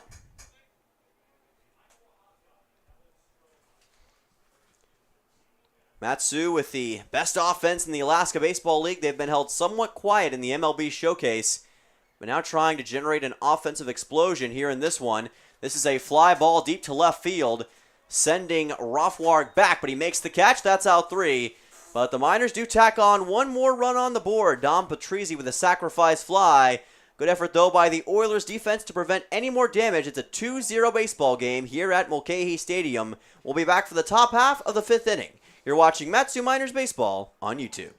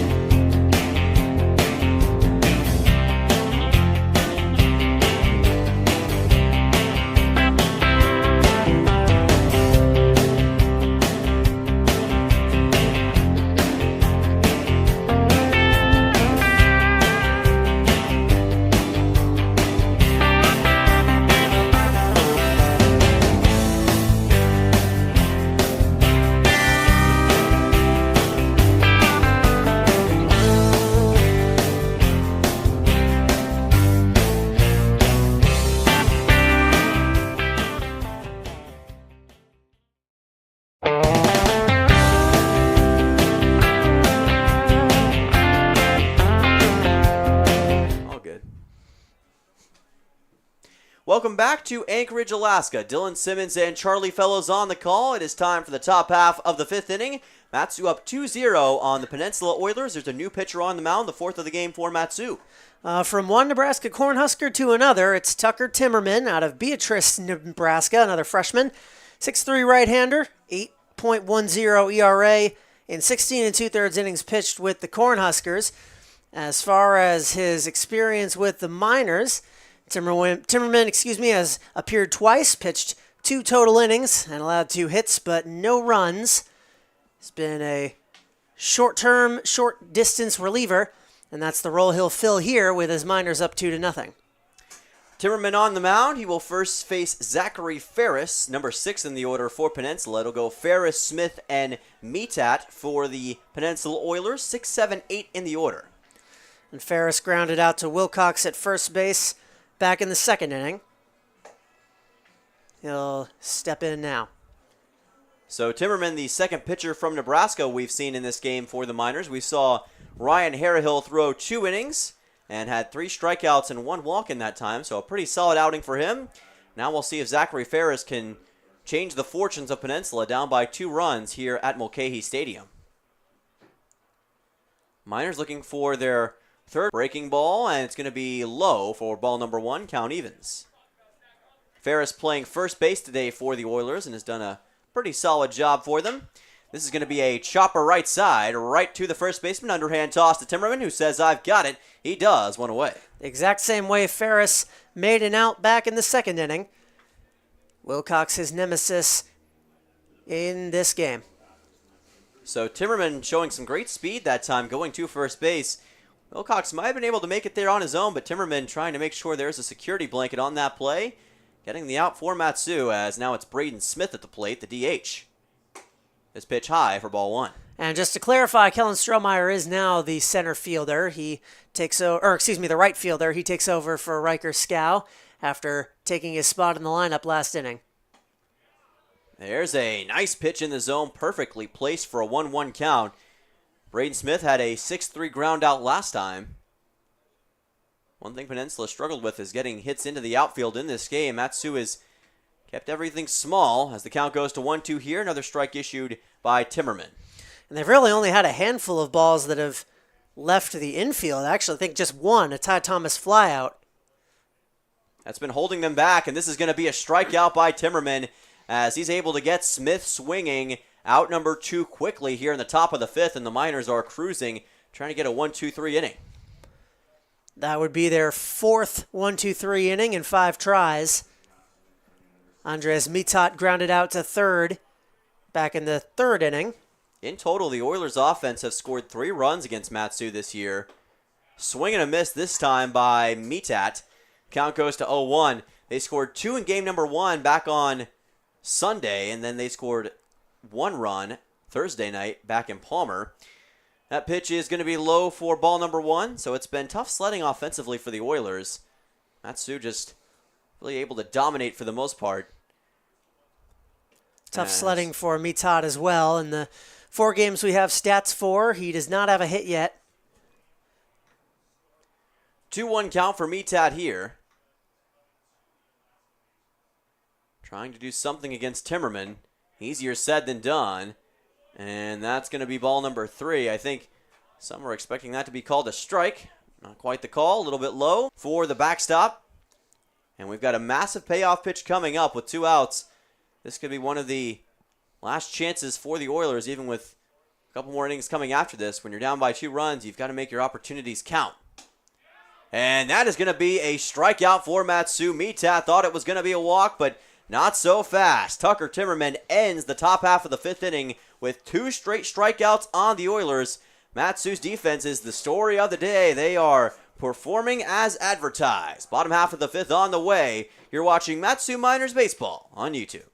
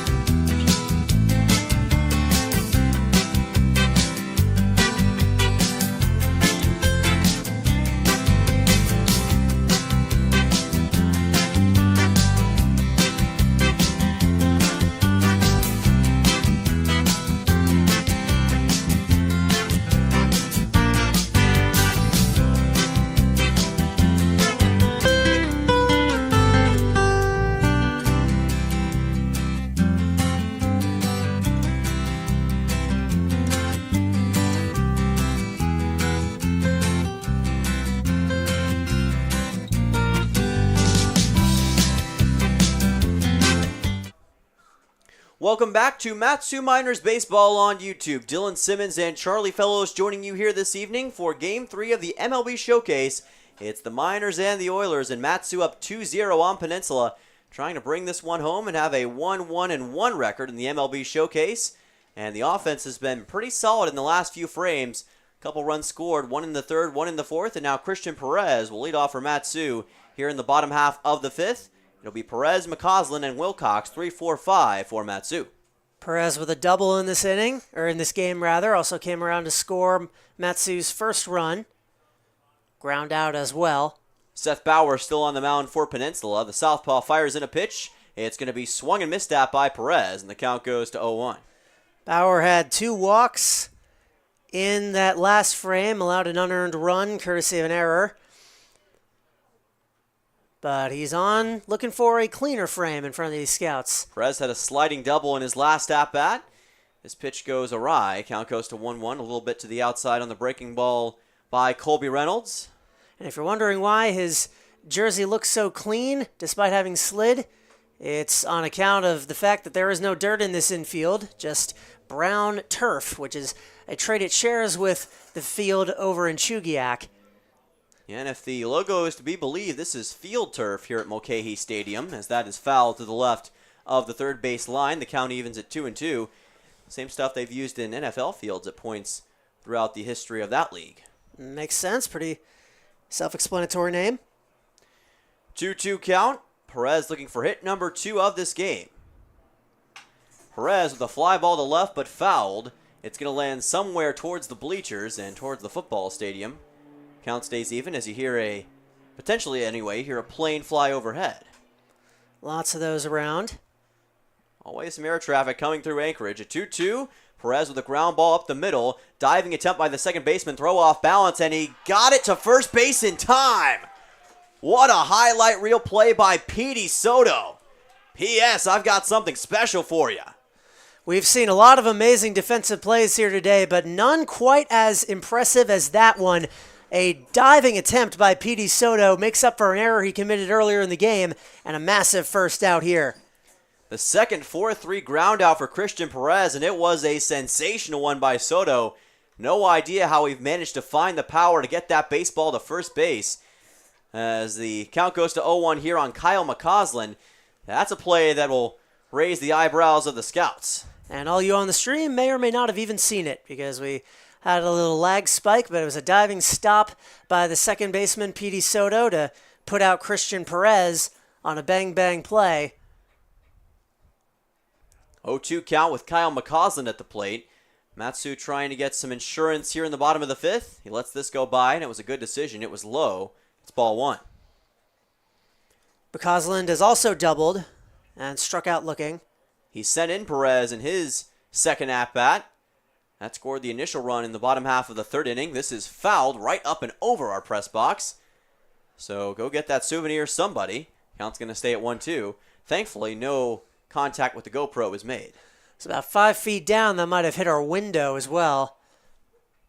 It was a rocket heading up right towards us. We are protected by this nice window, though, here at Mulcahy Stadium at the press box. This pitch is high for ball two. Now, at least we feel protected. I have not seen the window be tested yet with the ball coming in contact with it, but I assume it has been tested many times before. Big 2-2, and that is a fastball for a strikeout. McCausland struck out looking by Seth Bauer. It's going to be his first strikeout of the game and the fourth overall for the Oilers. McCausland's second strikeout as well. He's now gone down swinging and looking. A couple of forgettable at-bats that bookend that great double. Now here's Chase Wilcox, who's also struck out in this game back in the third. Yeah, struck out swinging in his second plate appearance. Also forced a walk in his first plate appearance against Reynolds. Lets this go by for an 0-1, and Seth Bauer starting to find his groove here in the bottom half of the fifth inning. Let's see if he can keep laying it in. 0-1, and he lets this one rip for an 0-2 count. Wilcox, a beneficiary of Colby Reynolds' wildness back in the second when he walked, and then as the pitcher was starting to figure things out, he struck it out. 0-2, and Wilcox swung and missed it. A strikeout swinging here for Chase Wilcox. 2 straight Ks to end the frame by Seth Bauer. Not a bad way to end the fifth inning for the Oilers, but the score is still 2-0 Matsu Miners. We'll be back, and Charlie Fellows will take you the rest of the way home here at Mulcahy Stadium. You're watching Matsu Miners Baseball on YouTube.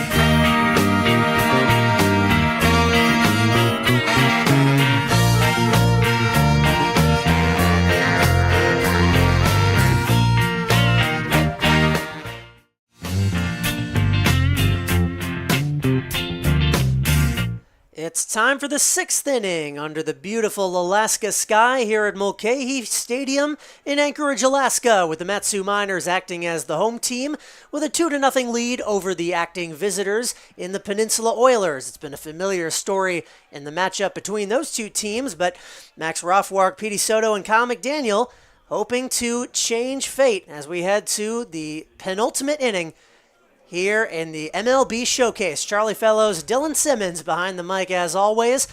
And first we've got Max Rothwark, who will dig in against Tucker Timmerman, who's on for his 2nd inning of work. And he'll swing at the first pitch out to right. Ranging on is Strohmeyer. And don't believe he made the catch. There's a little bit of a blind spot in my view here, but Dylan is nodding in affirmation. That will be a long foul ball for strike number 1. Yeah, it was a heck of an effort that time by Strohmeyer trying to chase that thing down. Almost had a play on it, but he just wasn't quite quick enough. It was a bit too far out, but either way, it's a foul ball. Cut and a miss, so a quick 0-2 count for Timmerman, who struck out 2 in his last inning of work. On his way to a 3rd. That would be the 2nd of the game for Rothwark, the left fielder. And here's the 0-2, and indeed, it will be strikeout number 3, the 3rd straight K issued by Tucker Timmerman. He is absolutely humming here, and he's got 1 out in the 6th. Yeah, the 2 Nebraska pitchers in Timmerman and Harrahill have combined for 6 total strikeouts in this game now. They are wheeling and dealing, and that's got to make the folks back home in the land of the Cornhuskers very happy. Petey Soto has had the best game in this Oilers lineup. He has singled to start off the game, also reached on an error. Had that sensational highlight reel play in the bottom half of the 5th inning as well on a big-time 4-3 putout to Christian Perez. Takes the 2nd ball low.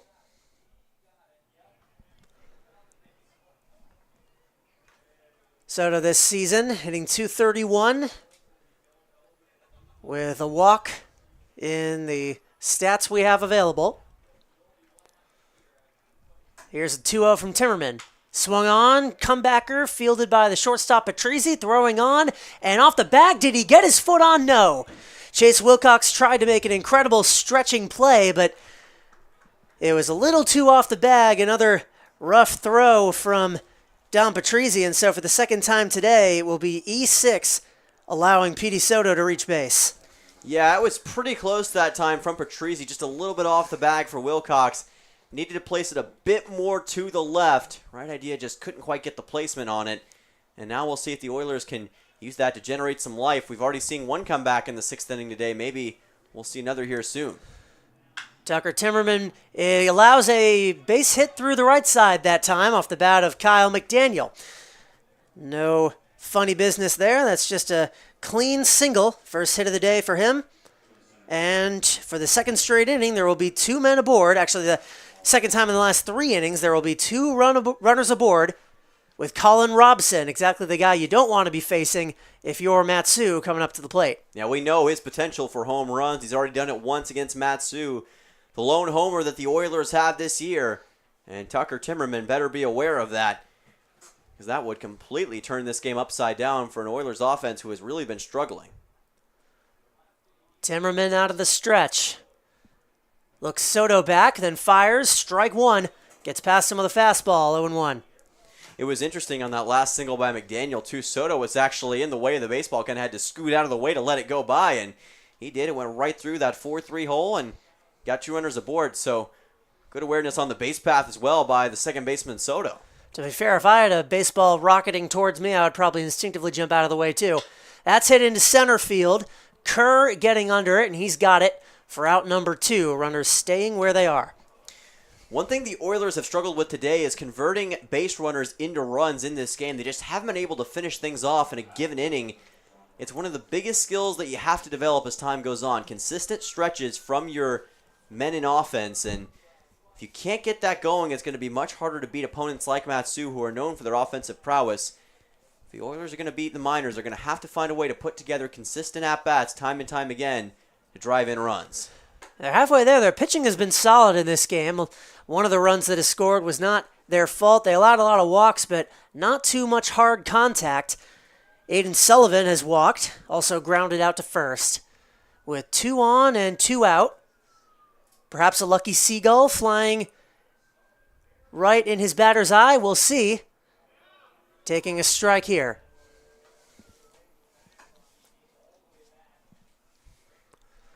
Be a heck of an inning for Tucker Timmerman if he could get yet another strikeout to end things out. I'd put him at 4 Ks in 2 innings of action. That'd be a heck of a way to bookend this. And 1-1. Fouled back. it would give these scouts even more reason to say, hey, who's this kid from Nebraska? He has a lot of skill. Sullivan trying to kickstart this Oilers offense that so often against these Miners has just been mired in stasis. Here's a 1-2. And it's a ball. Sullivan held up on the swing, and that looked right down the middle to me, but umpire says no, 2-2. I'm with you, partner. I thought for sure that was going to be a strikeout. A little bit low as what I'm going to assume the call was that time. I'll see if Timmerman can respond. Here's a 2-2.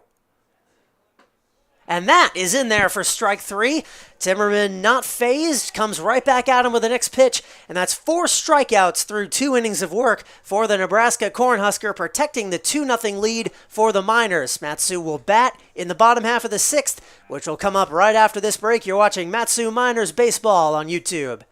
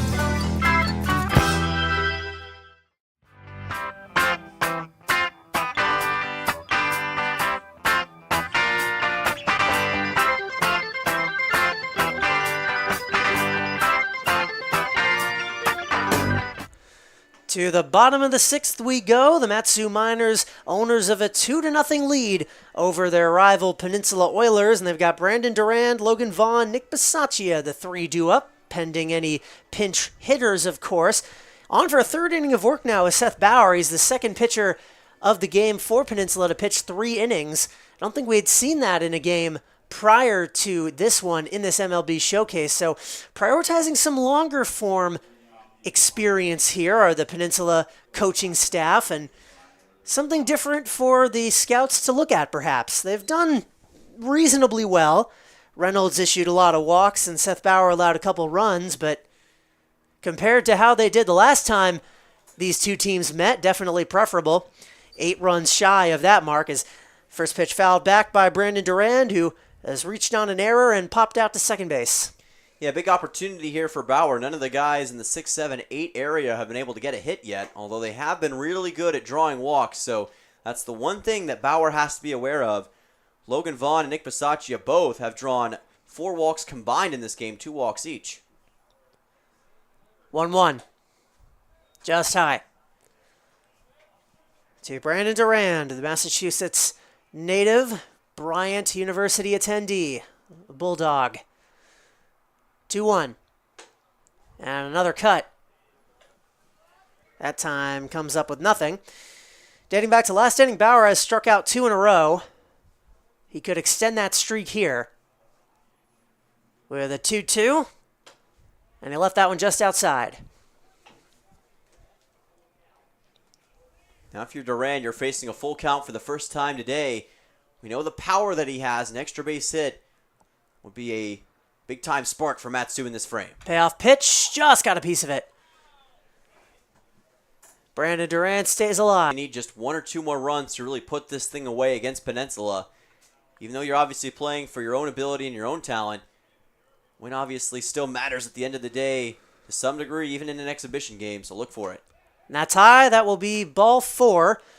Durand reaching on a walk. It's like you said, those bases on balls, just exactly the opposite of what you want to see, and that is walk number 7 between the two pitchers here today. Yeah, it's been a problem for Peninsula, and you mentioned earlier on in the broadcast, they've had 23 combined walks in ABL play in the stats that we've been able to accumulate. It's been just their biggest weakness so far here in 2024, and if it keeps up, it's going to be maybe the biggest limiting factor to their potential because they have good pitching. It's just a matter of reeling in some of these pitches that don't quite find the mark. And as you mentioned a few minutes ago, Logan Vaughn is well familiar with the walk problem. He's drawn a pair of them, also scored.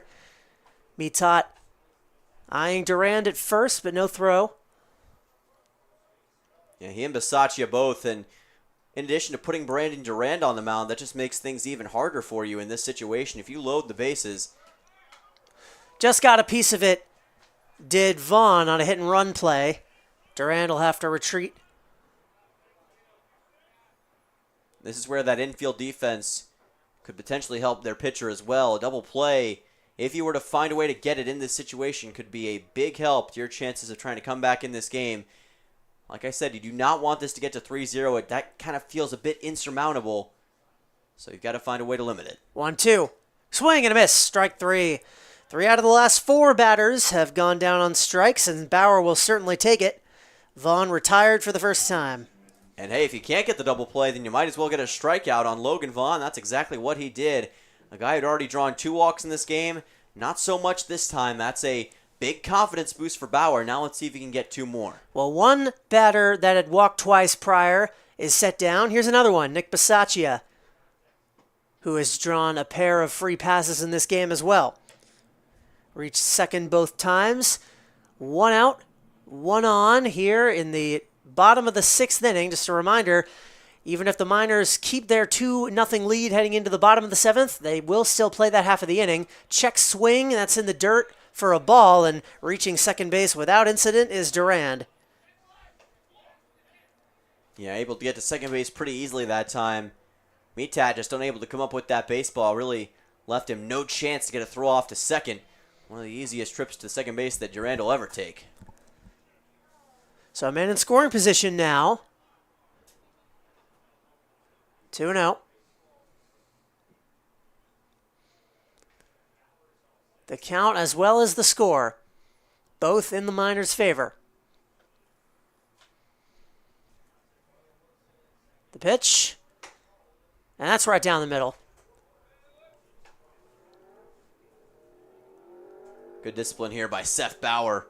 Able to keep his composure and not let a 2-0 count put him in trouble yet, especially against Nick Bisaccia. That's the kind of mentality that you have to have.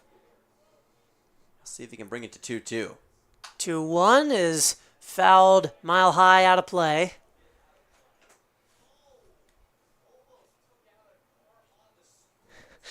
And you can hear from the booth next to us, apparently they have a view back behind the press box that came very close to damaging a car that was parked behind the field. If you're parking that close to a baseball field during an active game, you're asking for it, but they avoided karma that time as that's into left field, down for a base hit. The shortstop McDaniels tried for it, but he wasn't able to get a jumping catch, and there'll be runners on the corners with 1 away. Yeah, he did everything he could to try to bring that thing down, but it was just well too high in the sky, and I think for a second he may have lost it in the sun as well. As he was trying to peek up at it, it almost looked like he had to shield his eyes, and either way it worked out for Nick Bisaccia. He's had a heck of a day, has already forced 2 walks, and now has a single, and he gets it done here in the bottom half of the 6th. Well, that is the first hit allowed by Seth Bauer in his 3 innings. Despite having allowed so many base runners, Drake Kerr has been on twice, reached on a fielder's choice as well as an error, and he lays down a bunt, and that's foul. The most runs the Miners have scored in this showcase is 3. They did that yesterday against Fairbanks in that 3-3 tie. Bucks had a great defensive masterclass on Friday as well. Limited Matsu to just 1 run, which you take that into account for the entire season. That's the worst they've been able to do on offense. That's a team that gave up 9 runs to Matsu when they played earlier this year. 0-1 on the ground to second base, and that's going to be stopped by Soto, but he's not going to be able to make a play. That was again, I think he might have lost that in the sun a little bit. He get a little awkward dive to knock it down, but by the time he got it in his glove, everybody was at their respective base. Brandon Duran comes in to make this a 3-0 ball game, and there will be 2 runners aboard with 1 out. Bauer now in some dire straits. Yeah, that was an awkward-looking hit as well because you kind of had a guy get in the way again. This time I think it was Bisaccia who was trying to go all the way up to second, and for a second, I think that Ferris lost it from there, or actually, check it, Soto lost it from there and couldn't locate that baseball. So that really was just an unfortunate set of circumstances. Second time we've seen a runner almost make contact with the baseball today, and it is not working out for Peninsula. Well, this will be a pinch hitter. Nick Ferry will bat in the leadoff spot as the runner goes. He hits one down the first base line, bobbled a little bit by the first baseman, Ferris, but he is able to corral it and step on first for out number 2. But both runners will advance. Bisaccia and Kerr both into scoring position on a productive out by the pinch hitter. He'll take that out, though, if you are Peninsula. Now you just have to get one more. We'll see if Kellen Strohmeyer, a man who initially came in as a pinch hitter, can do something about that. This could be the Oilers' last chance to keep this thing within reasonable striking distance. Strohmeyer flied out to left his last at bat. Good stop there by Mitat on a ball in the dirt. Bisaccia at third, Kerr at second. And the Iowa Hawkeye trying to drive him in. Here's a 1-0. And that's low once more.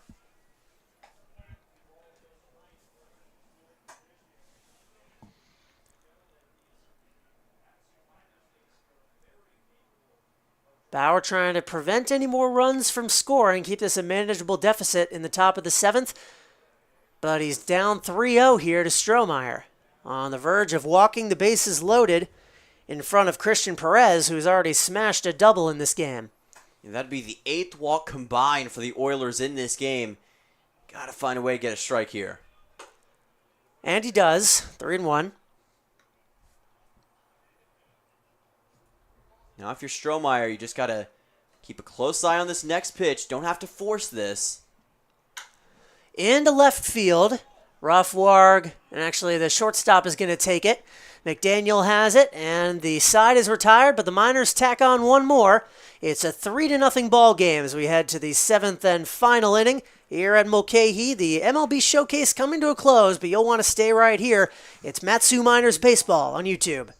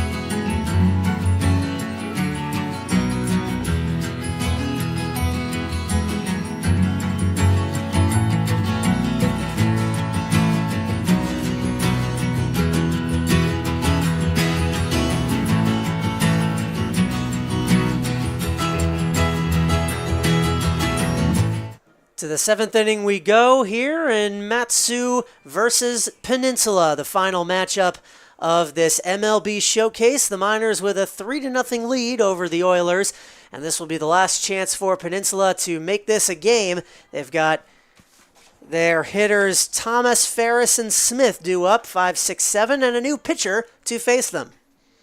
A new pitcher on the mound for Matsu. It's Noah Kendrick for the first time today.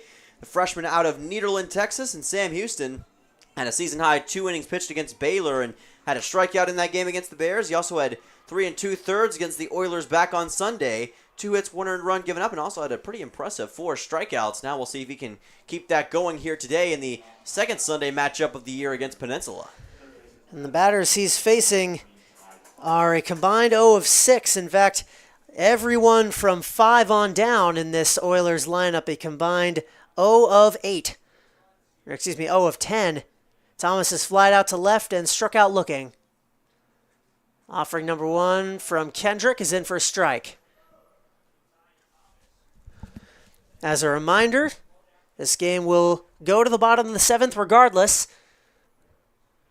If the Miners are able to mount a rally, 1-1 from Kendrick.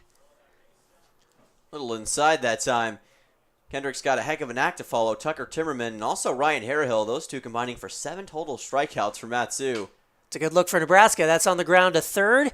Fielded over. Has to jump up there at first base does Wilcox, but he lands in time for out number 1. Nice work by Chase Wilcox. He's shown off his athleticism over there near first base today.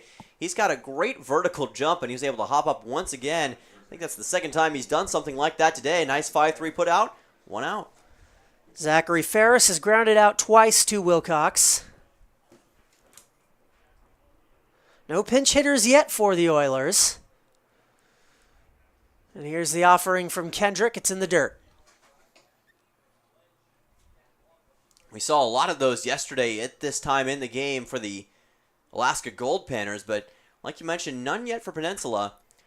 Don't have quite as much depth as the Panners do, so you wonder if that does play a role in this. And part of it also is trying to get guys reps. It's still pretty early on in the season for them, who haven't played quite as many games as some of the other teams. 1-1. Low once again. Kendrick throwing a lot of sliders that the Oilers are not being fooled by. 2-1. That's hit well out to center field. Drake Kerr has it for out number 2. Nice work by Drake Kerr, as always, out there in center field. Big opportunity here for Noah Kendrick, like we've talked about. How about it? A freshman in front of MLB scouts. He's one of the youngest players on this team, but I'll tell you what, in the time that he's been here for Matsu, he's always stepped up into the moment. In many ways, out there on the bump, he's looked like a seasoned veteran at part of this 2024 year. As a whole, this has been an incredible performance from the arms of Matsu. Strike 1 fired into Braden Smith, who was grounded out and struck out. They have allowed just 2 hits, no runs, and struck out 7. Cut and a miss. Just exactly what you would ask for if you're a Matsu Miners fan, especially considering the trouble they've had in the past with allowing runs.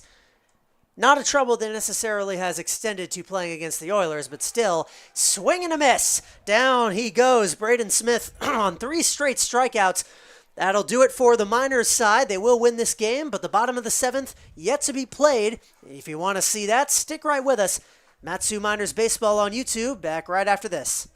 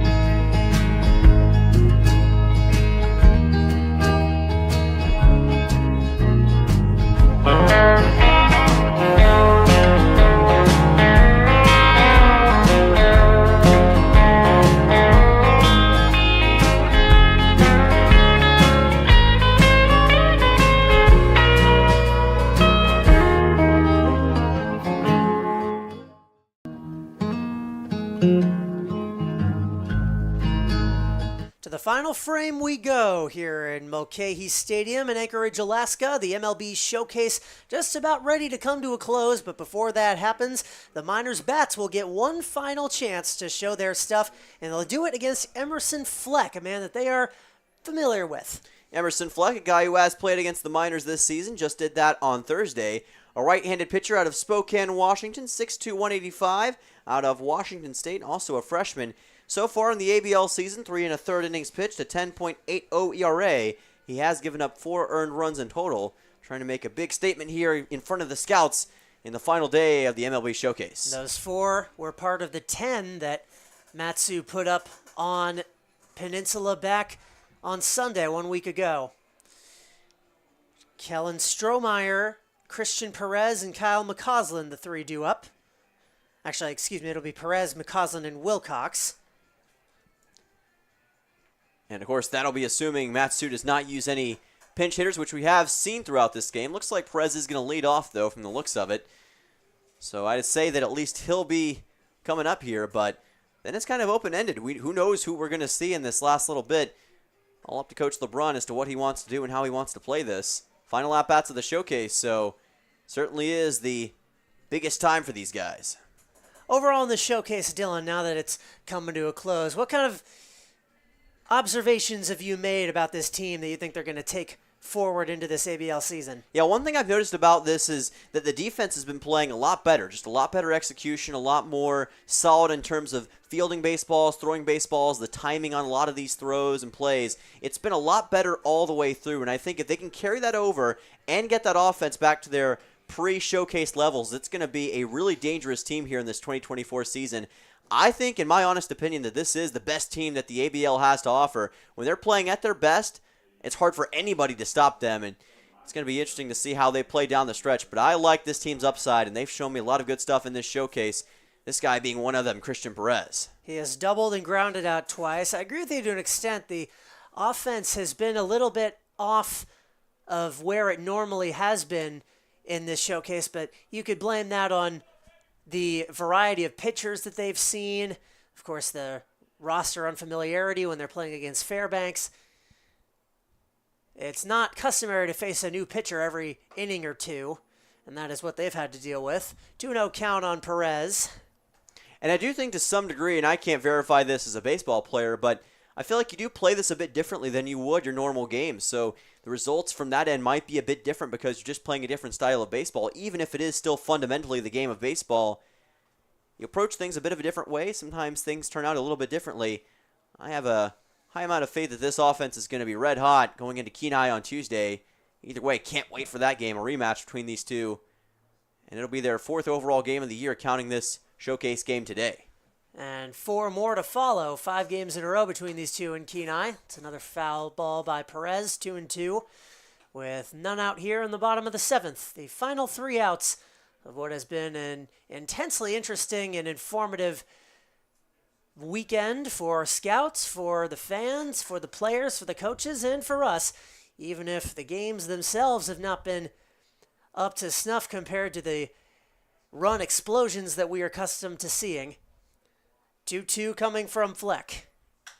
That's into left field. Rothwarg has to dive, and did he get it? He did. An exceptional play out in left field. Max Rothwarg gets the first out.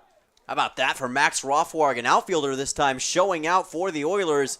Nice diving grab. He really had to lay out for that thing, and there was a momentary pause to see if he was actually able to come up with that. He did. Phenomenal job. That's 1 down. Now, we got burned by that yesterday when there was a play similar to that in foul territory that Yes. It looked like the fielder had dove and caught it, but it turned out that he hadn't. But that time, it's the other way around. Kyle McCausland takes ball 1. He has doubled as well and also struck out twice. By the way, fans, if you're wondering the next time that Matsu's going to be at home, it's going to be June 24th against the Anchorage Bucks at Herman Brothers Field, 6 p.m. in a game that could be against the top 2 teams in the ABL. Into center now. Robson has got it. 2 outs in the outfield. Yeah, that'll definitely be a can't-miss game. As it stands right now, those 2 are the 2 top teams in the ABL by a pretty wide margin. The Glacier Pilots, Chinooks, and these Oilers are all in the lower ranks of the league. The Oilers are probably the best of those 3 teams. Despite how poor their offense is played, they're 2-3. Chinooks and Glacier Pilots both have more losses than they do. That's strike 1 to Wilcox, who has struck out twice and walked. He is the final man potentially to bat for these Miners.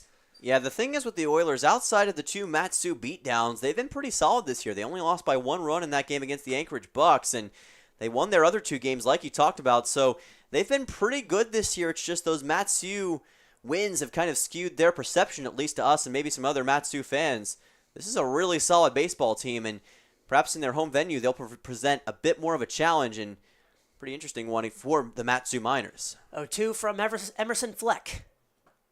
And he left it in the dirt. Wilcox down to his last strike. In a game his team will win 3-0. Just looking to dot that last I, cross that last T. And here's the 1-2. Outside again. This means that Matsu's going to finish with that 1-1-1 record in the showcase we've talked so much about. Won today, tied on Saturday, and lost on Friday.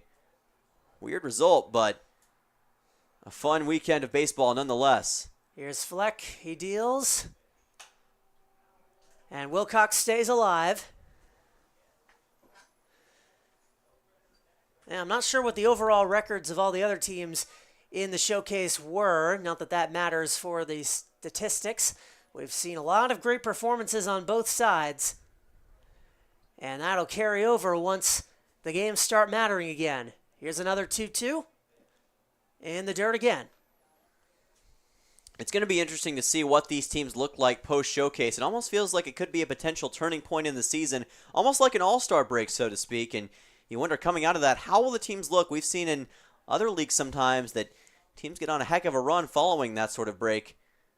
Wonder what's going to happen here in the ABL. Payoff pitch fouled back once more. That time it did hit the press box, but it was in the window of the booth next to us.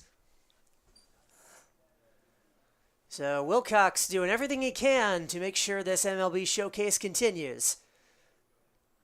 Could be the last at-bat of it. He is making the absolute most of it. Trying to get one last thing to put on that highlight reel in front of the scouts. Fleck, and he struck him out. Wilcox thought he had ball 4, but he sits down. A positive end to this game for the Oilers, but it's a game they lose by a score of 3-0, the third game they've lost in as many tries against Matsu. But that will conclude this weekend's action of the MLB Showcase, and what a weekend it was. The Miners with 1 win, 1 loss, and 1 tie. The win coming to end it, and hopefully that will be the momentum they need as they head down to Kenai to face off against these very Oilers in a 5-game set, which will start on Tuesday. You can tune in to this very YouTube channel. That first game will be at 6 p.m. Alaska Daylight Time, 10 p.m. Eastern, 9 p.m. Central, wherever you may be in the country. You can always tune in. That'll do it for the showcase, and that'll do it for us. With Dylan Simmons, I've been Charlie Fellows.